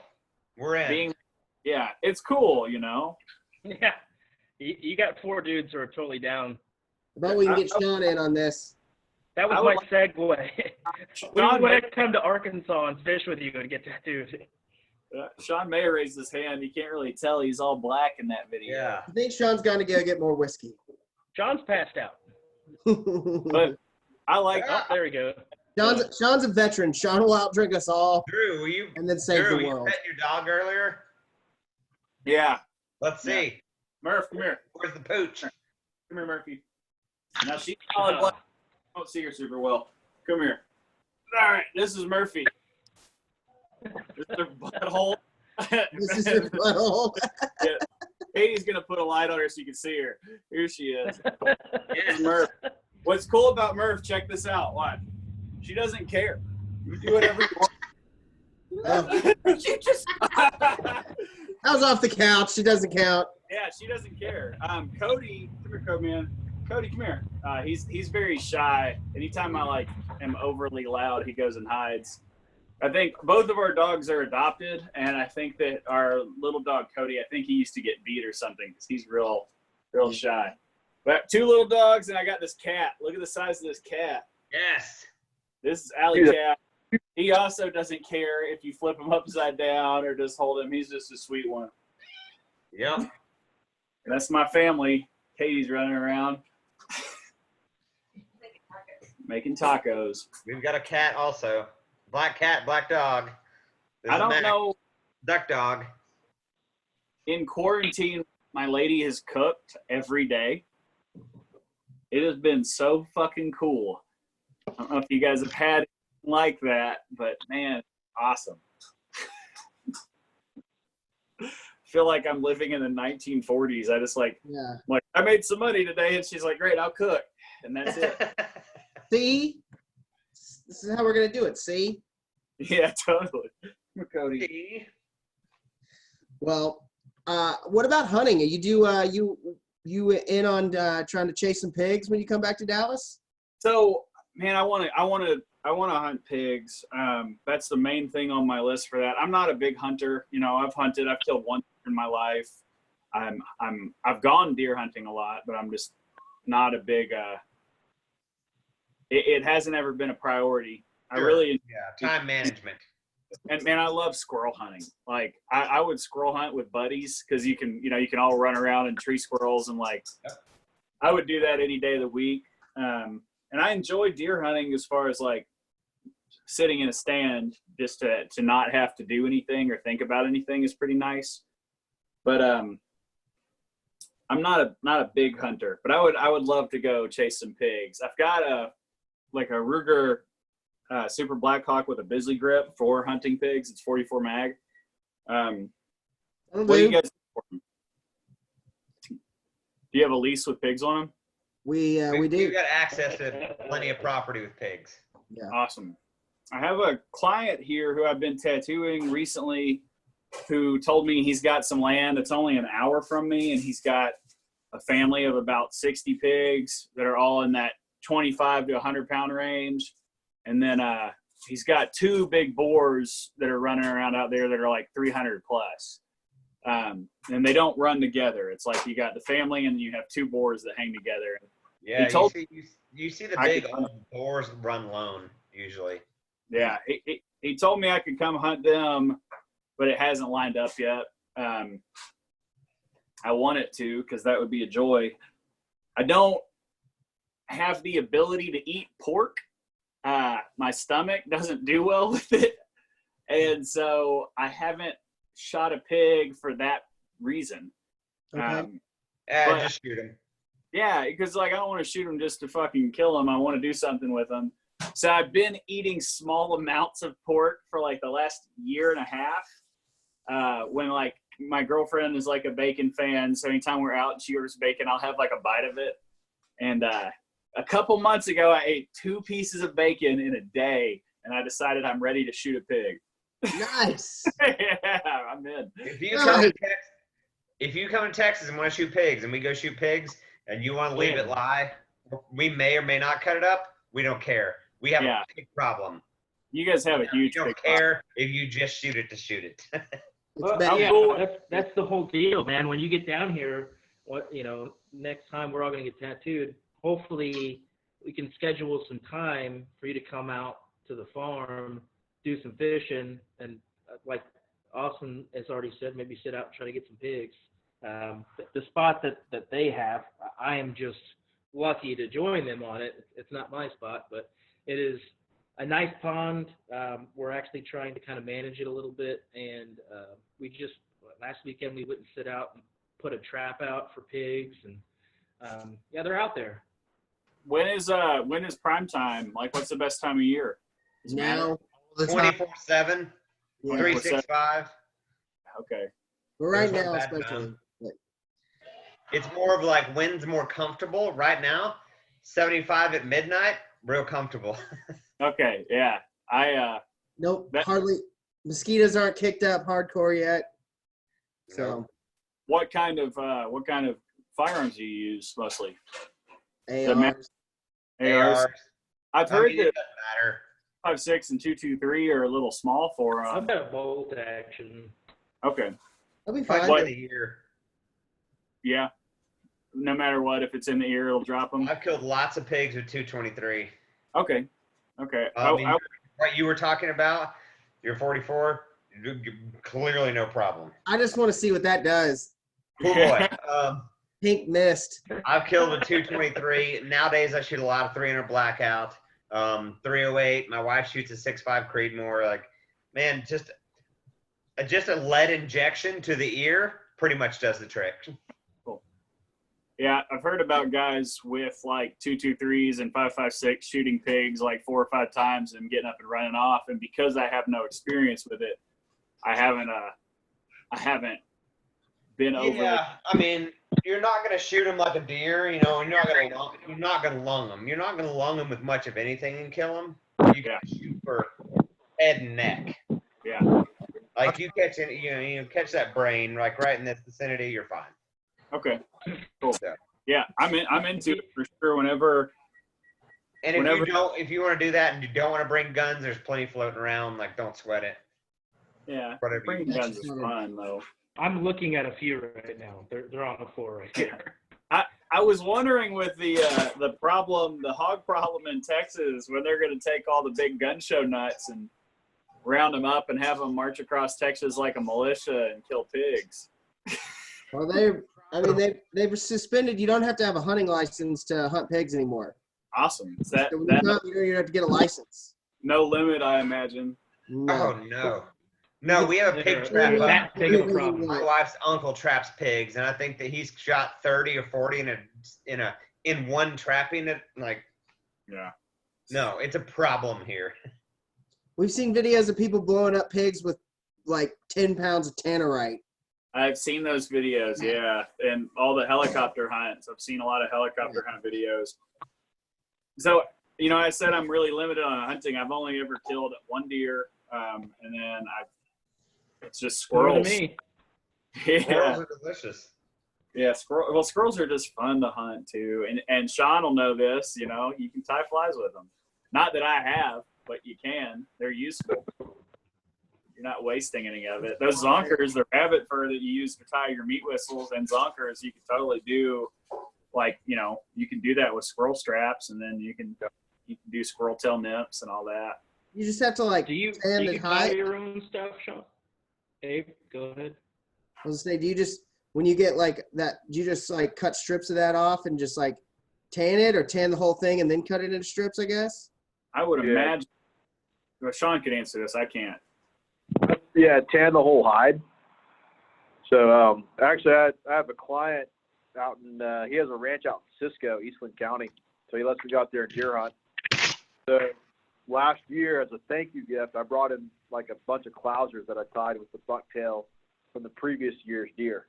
So, yeah, so you cut off the bucktail, borax, dry out the skin, clean it up. But same thing with squirrel and rabbit hide too. Just get them out, clean them up, cut them into strips. Yep, borax is the key. Yep. Borax, huh?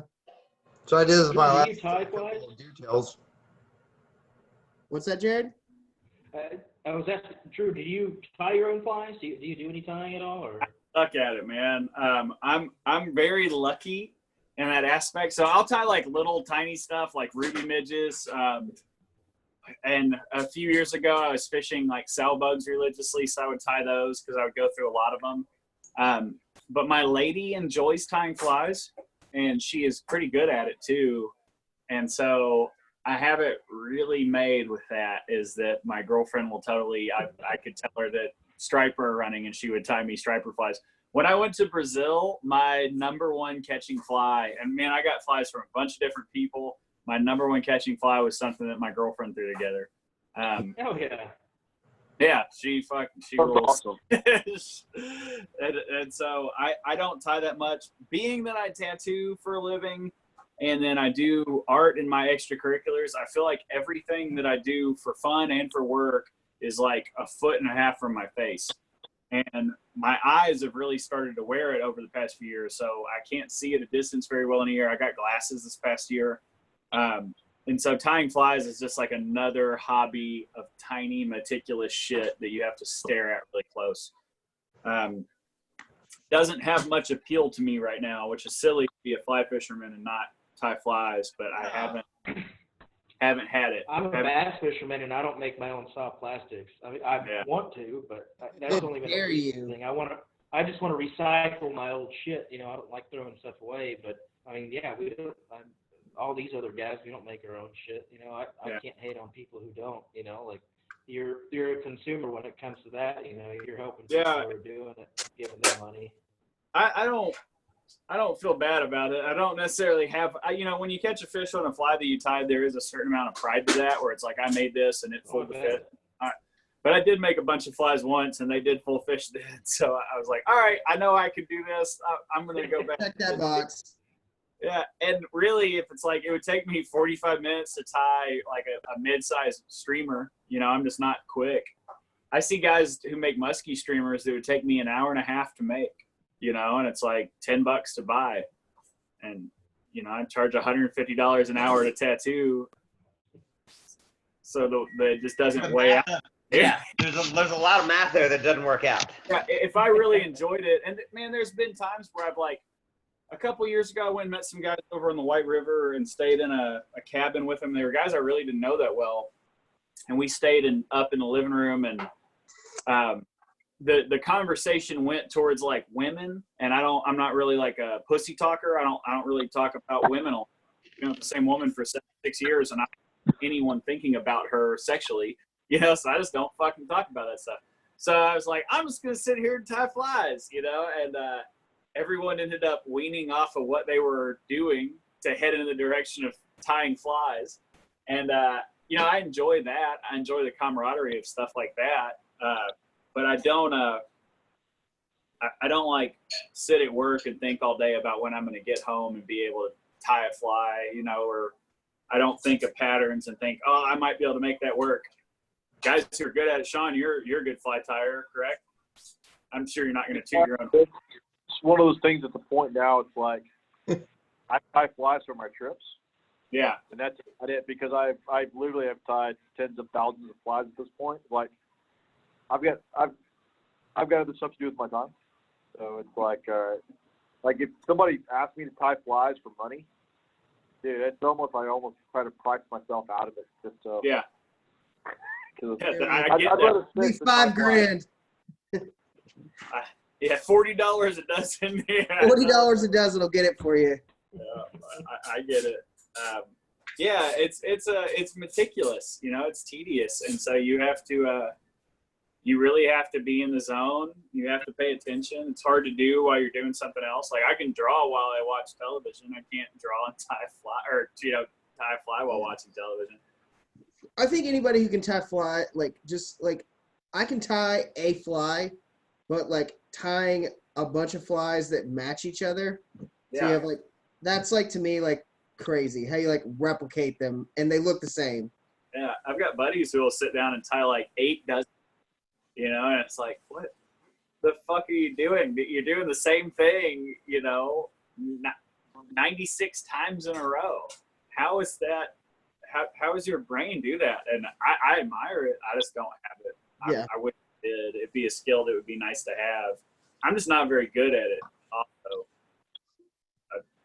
I know what the fish want to see. I know what they're going to eat. I don't know how to put it on a hook. You know. I like going to Tailwaters and buying them. It's way easier. Yeah. I like calling Sean and going, hey, I'm going to Cancun. I'm taking my fly rod. He's like, come by the shop. I'll have some stuff ready for you. Yeah, just like, I'll give you money. Make That's me catch easy. fish, please. And that keeps Drew, supporting the industry. I'm currently creeping. Is this the picture of the 5-pound bass where you're watching out for the guys catching you? Yes. Yeah. You look a little scared. You look a little cautious in that picture. Yeah. Yeah. Let me. So I'm going to show you another picture that if I can find it, because you know the bass are the worst fish to photograph by yourself. Yep. Like, I agreed. Because you just pull look like out- a dummy. You're like, hey. well, if I you won't just do it. hold your arm out and take a picture, because they're so boxy, when they get bigger, they don't look that big. You know, Yeah. like it's hard to tell when you see someone, if you hold it out and take a picture yourself, it's hard to tell if it's 15 inches or 21 inches. And it's really hard. That bass is probably 21 inches. And so that picture, you know, I never try to hold my arm forward. You know, like everyone's always trying to hold their arm as straight as they can to make their fish look bigger. There's Yeah. my fish. Look Yeah, how I don't- big it is. Because that fish, that like a smallmouth that's 18 inches is probably 10 to 12 years old.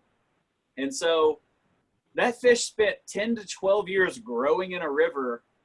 Bend your fucking elbow and show his size some respect instead of trying to make him look bigger. You know, that's how I feel. Yeah. I get to hold it forward to show off a pattern, but I don't get holding it forward to make it look bigger. So this I is not agree.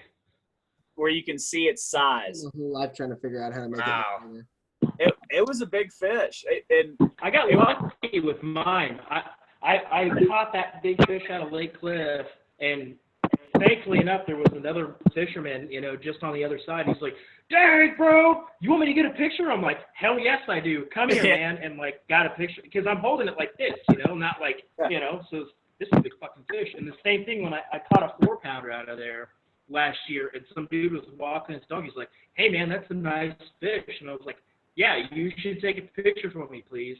And he took a picture of it, you know. So, like, you know, I fished with these guys before, and they're snapping candid pictures, and it's like, cool.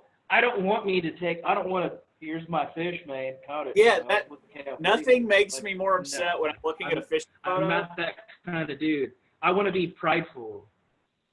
I like when you look and it's like the person's 2 fingers are as wide as their head because their hands are so Exactly.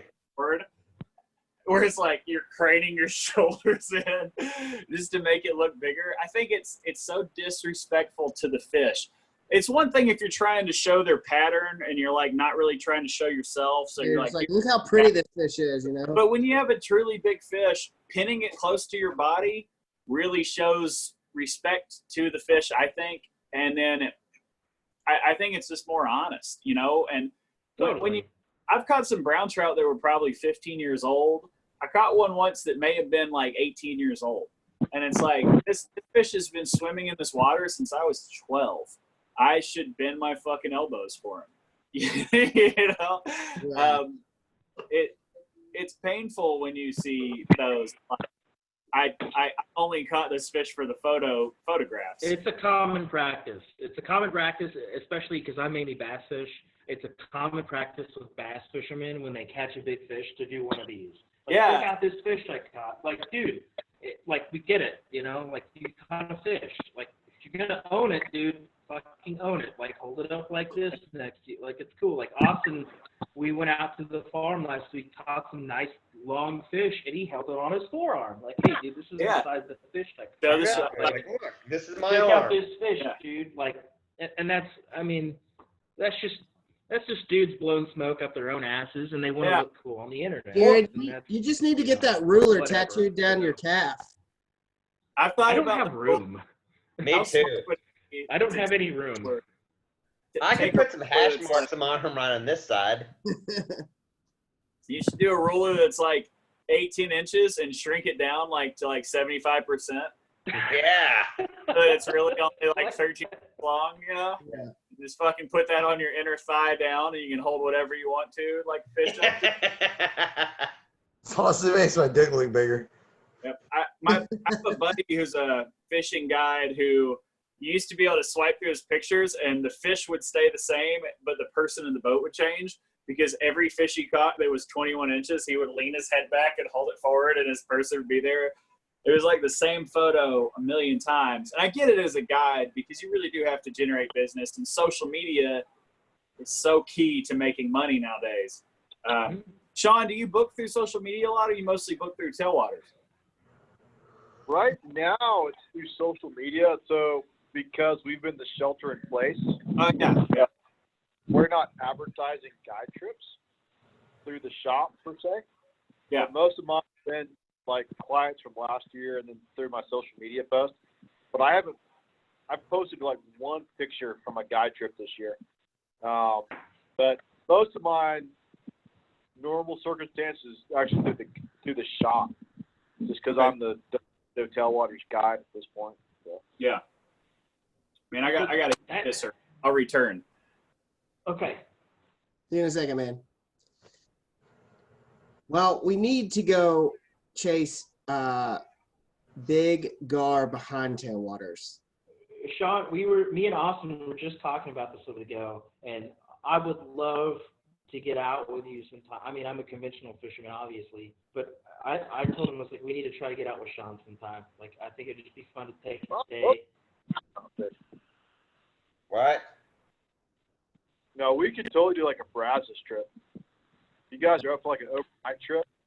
We could do something on Brazos, like easy. Yeah. Say when. When? Okay. When? I got vacation time, and we got weekends. I think I want to focus on catching some gar first.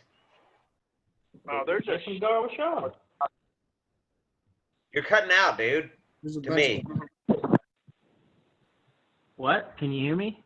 Hello? Hello? It's a great Fuck you, angle. Jared. Sean, what were you Hello? saying? Jared. What? What? I said, well, I want to catch some gar behind the shop. What's the word on that? How's that look? So that when the river's up, because we had a lot of rain, that's a better circumstance. But if somebody has a bow fishing rig, We have bow fishing rig. there you go. We need to go like bow fish for like a buffalo or carp. We've got some frozen bass we can use as cut bait. Okay. So, I don't care, but a game warden would care. Just FYI. What do you- You can't use Okay. sport fish for other fish. Oh, these aren't sport fish. These are just giant goldfish out of my pond. Okay, those are goldfish. We're cool. Okay, we'll yes, I understand what you're saying. We'll find some cut bait. When we find some cut bait, we will get a hold of you. There's no scales on it, then who knows what it is. We need some like catfish rods with like some 3/0 single hooks and some floats and some wire. Go catch there's a dude catching dinosaurs on Instagram. It's a whole video and like his gar setup. And so basically you need to go like behind the shop, throw some cut bait on catfish rods and or floats and see what happens. They're there. I've seen pics from dudes. We've had customers go back there and see like 6-7 footers roll. So I think a guy just caught a 7-footer on the Trinity in a John boat. Yeah. 7 feet long. That's ridiculous to think about. That's like no, I had the Brazos. I had about a 4.5 foot spotted gar freaking on like 3 days ago. It was on for like 5 minutes, and I was like, 4.5 foot. we're in a canoe. I'm like, holy crap! I don't know what to do right now. Just being pulled around. Yeah. I'm like, all right, just put us up on the bank so I can fight this thing. Because Mhm. this is because like the smaller one that it caught is like 3 foot that reached up and freaking like cut me. Like this thing is like 5 times the size. Holy crap. Have you heard Austin's trophy bass story, which is aggravating? Austin, enlighten everyone. What? Why don't you tell it? From what I understand, Dildo had been fishing all day, and he throws out a fucking, what you were using, a big worm? Like black and blue It was worm? a Zoom. It was a creature bait that they don't make anymore. I've still got it. Dude pulls out a 13-pound bass out at White Rock Lake on a kayak. Pulls it out, weighs it, takes a picture of the scale, throws the fish back. No measurement, doesn't call text park. I mean, that's share locker, dude. That's 13-pound bass, dude. Yeah. 13 pounds. That should be on your wall right now. That's a once in a lifetime fish. First come out of White Rock. Do what? That's the second 13-pounder I've heard come out of White Rock. I mean, it was crazy to me, but honestly, I've only been bass fishing for 3-4 years, 5 years. So I was like, this is a goddamn giant fish. I thought I hooked up to a log. It was my last cast of the day. Like, bumped something, it bumped, and I gave it a yank thinking I was stuck, and then it ran. Yeah. And got it in. I was like, holy shit, this is giant. And put it on my scale. I was like, that's fucking giant. And kind of took some pictures, but I was kind of in shock and didn't know any better. Yeah, I get it. So I was just like, oh my God, like, look, a fish. Like, I took a picture, like, oh my God. Bloop, like, back to the thing and talking to somebody. I was like, yeah, I caught this 13-pound bass. And everybody's like, what the fuck? Yeah. I was like, oh. Yeah.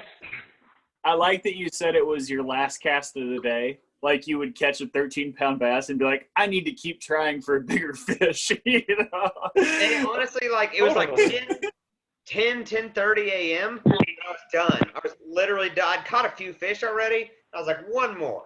And then I was like, I guess we're done. I mean, I could put both my fists in its mouth. It was a big fish. I've got pictures. It was so mind-blowing. I just didn't really know what to do. That's kind of like, I took some pictures. I didn't have a measuring stick. I didn't care. I was just fishing. I get it. Yeah. Jared loses his mind about this. And I was like, I don't know, man. I'm dumb. 13-pound bass! I don't know. Why are you yelling? I Who? was on White Rock one day, 13 and I had something straightened out a 1/0 hook. Oh my God. 13 pounds! Fuck! I can hear you in this room. I can hear you through his mic. Sean, I can't hear you. I can hear you up the stairs. I'm like 12 feet away from everyone, minus half of you. Oh, Anywho. We were talking about social media stuff and marketing and whatnot. For me, I only found out about you, Drew, and your tattooing, obviously through Instagram. Has that been a big factor in maybe your growth recently and people getting into your tattoo style? Yeah, it's the sole factor. Because I don't use anything else. I mean, I don't really use Facebook or I don't have Twitter or whatever is, I just have Instagram. And, people locally could come into the shop and I meet people in the river and stuff like that. But aside from that, that's all I have. I have a YouTube channel, I guess, and occasionally. I saw that. Yeah, I was going to ask about that. No one gives a shit about it, but I do have it. We've talked about it obviously as a podcast group, and that YouTube really helped me a lot when I was really getting into I'm going to be kind of serious about bass fishing and want to know and do well at it. YouTube stuff and found techniques and found different guys and learned some pretty helpful tips. Yeah. Your YouTube stuff, is that just more for your own sort of pleasure, or do you want to try to break into that realm a little bit? Or? My sister is a professional YouTuber.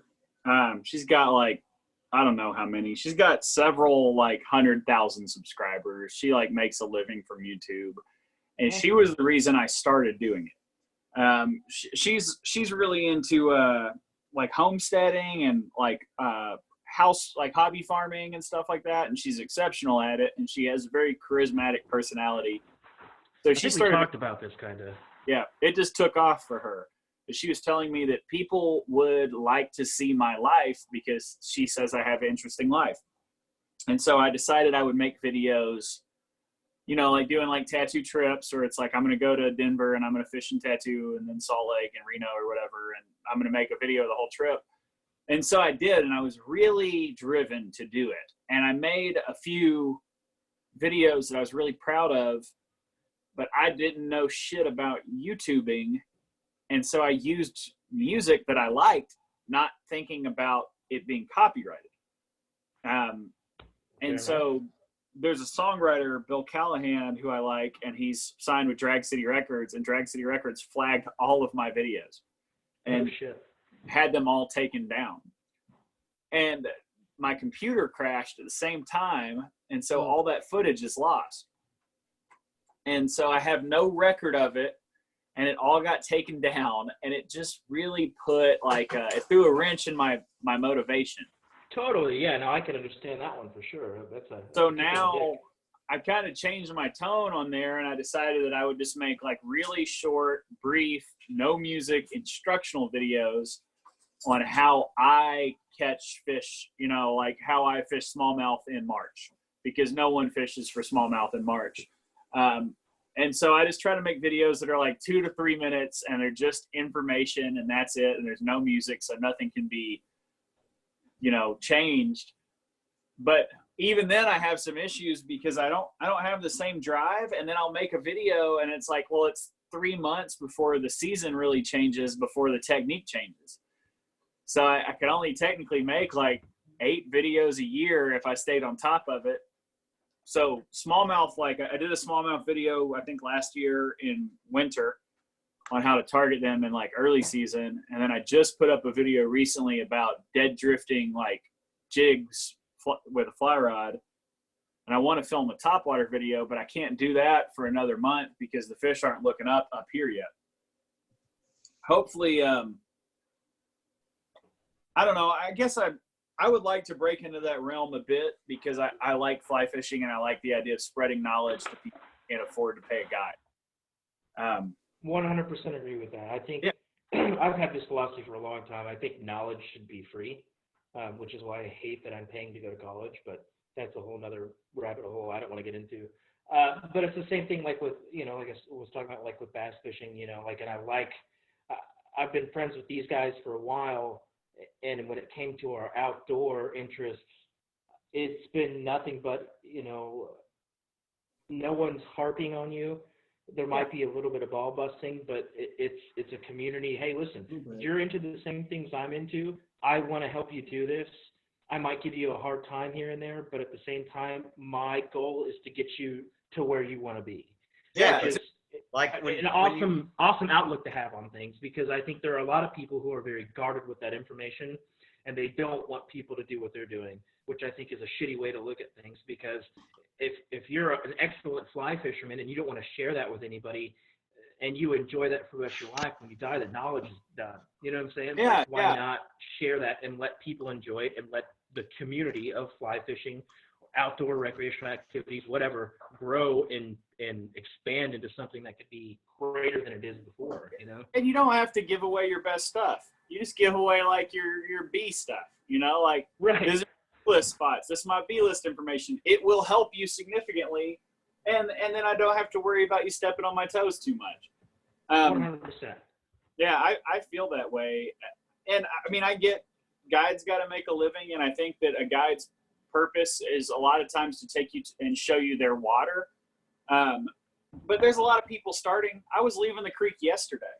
Last night I was getting off the water as a guy was walking down. There's probably 2 hours of light left with a fly rod, and he stopped and asked me some simple stuff. He's like, I'm kind of new to this. What kind of leader system do you like to use this time of year? How the fish hold? And he asked really good questions. And it was really awesome. I almost felt kind of goofy because I'm in my 30s to be like, you have YouTube? You know? Yeah. But the dude pulled his phone out of his pocket and looked up the video that I told him about. And as I was getting in my car and driving back over the bridge, I looked out and saw this dude staring at his phone, obviously watching the video I just told him to watch to learn how to fish this exact creek this time of year. And I don't know if the dude went and caught fish or not, but that's cool to me. And it, you know, I like either which way you send him on a journey that he's partaking in at this point, I'm sure. You Hopefully, pointed him yeah. in the right direction. Yeah, and maybe, you know, who knows? Maybe the dude will show up at the shop in 6 months and get tattooed or something like that. I'm gonna get the YouTube signal. That stuff symbol. it goes full circle. You know, Absolutely. I would like to do more video stuff. I would like to. It's tedious. It's daunting because like you film something. Oh my God, we try so hard, and it is so hard to get enough video to do something quality. Because you're like, all right, let's go do this. Everybody bring their GoPros and these cameras and this. We immediately get there. We immediately start fishing. We catch fish, and like nobody has their camera on. No one Yeah. puts the camera on. Nobody. Yeah, and then should I film this? Hey, should I film you fish the spot? And it's like I'm just gonna fish this one. Yeah, like no big deal. We'll catch And this then you again. catch a monster. It's like we didn't have a camera on. That's Yeah. the luck of the draw. This is why reality shows hit gold, is because they have people filming 24 hours. You know? Constantly. And like the only videos we've made is because we've been like, all right, we're going to film everything. And then you end up with hundreds of hours of video to get this much video. It's all Just Yeah. garbage. I was- Garbage video. I was in Utah in February, and I flew into Salt Lake, and I had a convention I had to work there, and I flew in 3 days early so I could go fish with my buddy Jake Smith. He's a guide out there, and last year we did the same thing and just hit a ton of huge fish. And this year I brought my drone, I brought a GoPro, I brought like filming stuff. You know, we're gonna film. Work. So I get to the airport. I had a guy pick me up at the airport and drive me to Ogden. I put a post on Instagram that I was going to be landing and said that I would rather pay someone I knew than pay, or someone who followed me than pay a cab driver. And some dude straight hit me up and picked me up and took me to Ogden, which was awesome. But I met up with my buddy Jake, and we were going to drive to Idaho to fish for 2 days. And there's a river that we had to drive over. I was like, let's stop and fish here for an hour since it's going to be dark by the time we get to Idaho. That way we get some fishing in the day. And we hit 7 fish over 20 inches in like 30 minutes on this river. And I didn't break out any filming gear because we were just stopping in. Yeah, of course. It's like, oh, yeah. Yeah. And then 2.5 days of getting skunked, you know, like when I have a camera handy. There's like a curse in fishing with a camera. And For sure. it's so hard, man. It's so hard. My girlfriend is really, I have like a very supportive woman, and she loves fishing, and she's very interested in stuff like filming and stuff like that. And so I'm lucky to have that. But a lot of times when she's like, let's bring the camera and let's get some footage. And I'm like, let's just fucking go fishing for the day instead. And then we have a good day. And then the next day we go to try to do it on camera, and we can't. Yep. It's Absolutely. continuous. You think in 45 That's days. how fishing goes, man. Dude, that's how everything goes. Every hunt I've been on, like, all right, I'm ready, and cameras and this and that, like, nothing. If I take 6 beers in a backpack and a gun and go sit in a blind, I'm going to kill something. No question. Like, you know what? I'm going to go sit here, and I'm going to read a book on my fucking Kindle and drink a couple beers, and maybe a pig or something will walk out. I'm going to have a whole herd of pigs walk out. Yeah, Just the So, way it goes. totally how it goes. talked fishing, we talked tattooing. To kind of, I guess, come to a close on this one, Drew. I know things currently are uncertain, but do you have anything that's on the horizon that people need to look out for, or anything you're currently working on that we need to Any pay cool attention prints to? or anything you want to plug? Like, I might do so. You know, I've done a lot of quarantine art. I think I've done like probably 30 to 40. I think I've done like 35 to 40 different little illustrations through this time. I was trying to do one a day for a while until the weather cleared up and I started fishing again. I think I might do a big quarantine poster where I take everything and put it on like a 24 by 36 poster or something. But really nothing right now. I have no plans in my future. I don't have a clue what I'm doing in life right now. I compared it yesterday to feeling like this whole quarantine. I've had the feeling that's like when you don't know if you're hungry or not. You know, it's like I don't really know what I'm eating. Yeah, that's a good analogy. The COVID-19. Yeah, I don't know what's gonna happen in the future, and I hope to start traveling more. I will definitely come to Dallas this year. You know, I bought tickets to see Letterkenny live. Have you guys seen the show Letterkenny? Oh yeah. We were watching it today. We were watching it earlier. Yeah. Rules. So they were doing Letterkenny live in Dallas, and that's what my trip's dates were based around. And that was like the first thing that got canceled. So as soon as things start getting rebooked, I'm going to base my trip again probably around when Letterkenny Live's happening. But I'm going to try to come down for a little longer. I feel less, being that I haven't been to my job in almost 2 months, I really don't feel the commitment that I usually have where I have to be there. I feel like I don't. So I hope to travel a whole lot more once this is done. And hopefully I'll spend more time down there. I don't do a hog hunt and plan on doing some fishing. Yeah, man, that would be awesome. And I can learn more. Like I said, man, you give us a solid day if you can afford it. You know, I know you probably have, you mentioned before that you have some pretty good clientele down here, you know, aside from us, but we got a spot. We're going to take you out, get you on some fish, get you on some beers, get you on some pigs. We're going to have a good time. Yeah, that sounds perfect. Maybe we could, if we have a couple, maybe we could try to catch some of those gar too. Hell yeah. Work that out, Sean. And Sean's got clearly a big gar spot. Yeah. Cool, man. It sounds good. I'm a tangent speaker, so I'm sorry to go off on so many rants, but I really appreciate you. Welcome to the podcast. That's what we do. This is for, yeah. I appreciate it, man. Man, we appreciate it. Can't wait to get you down, get tattooed. 1,000 times, man. Thank you for hopping on with us tonight, man. Get to hanging out with your lady, and we will all talk to you very soon, my friend. Awesome. You guys have a great night, and I hope to talk to you soon. Take care. See you, man. Bye, brother. See you, man. Later. Later.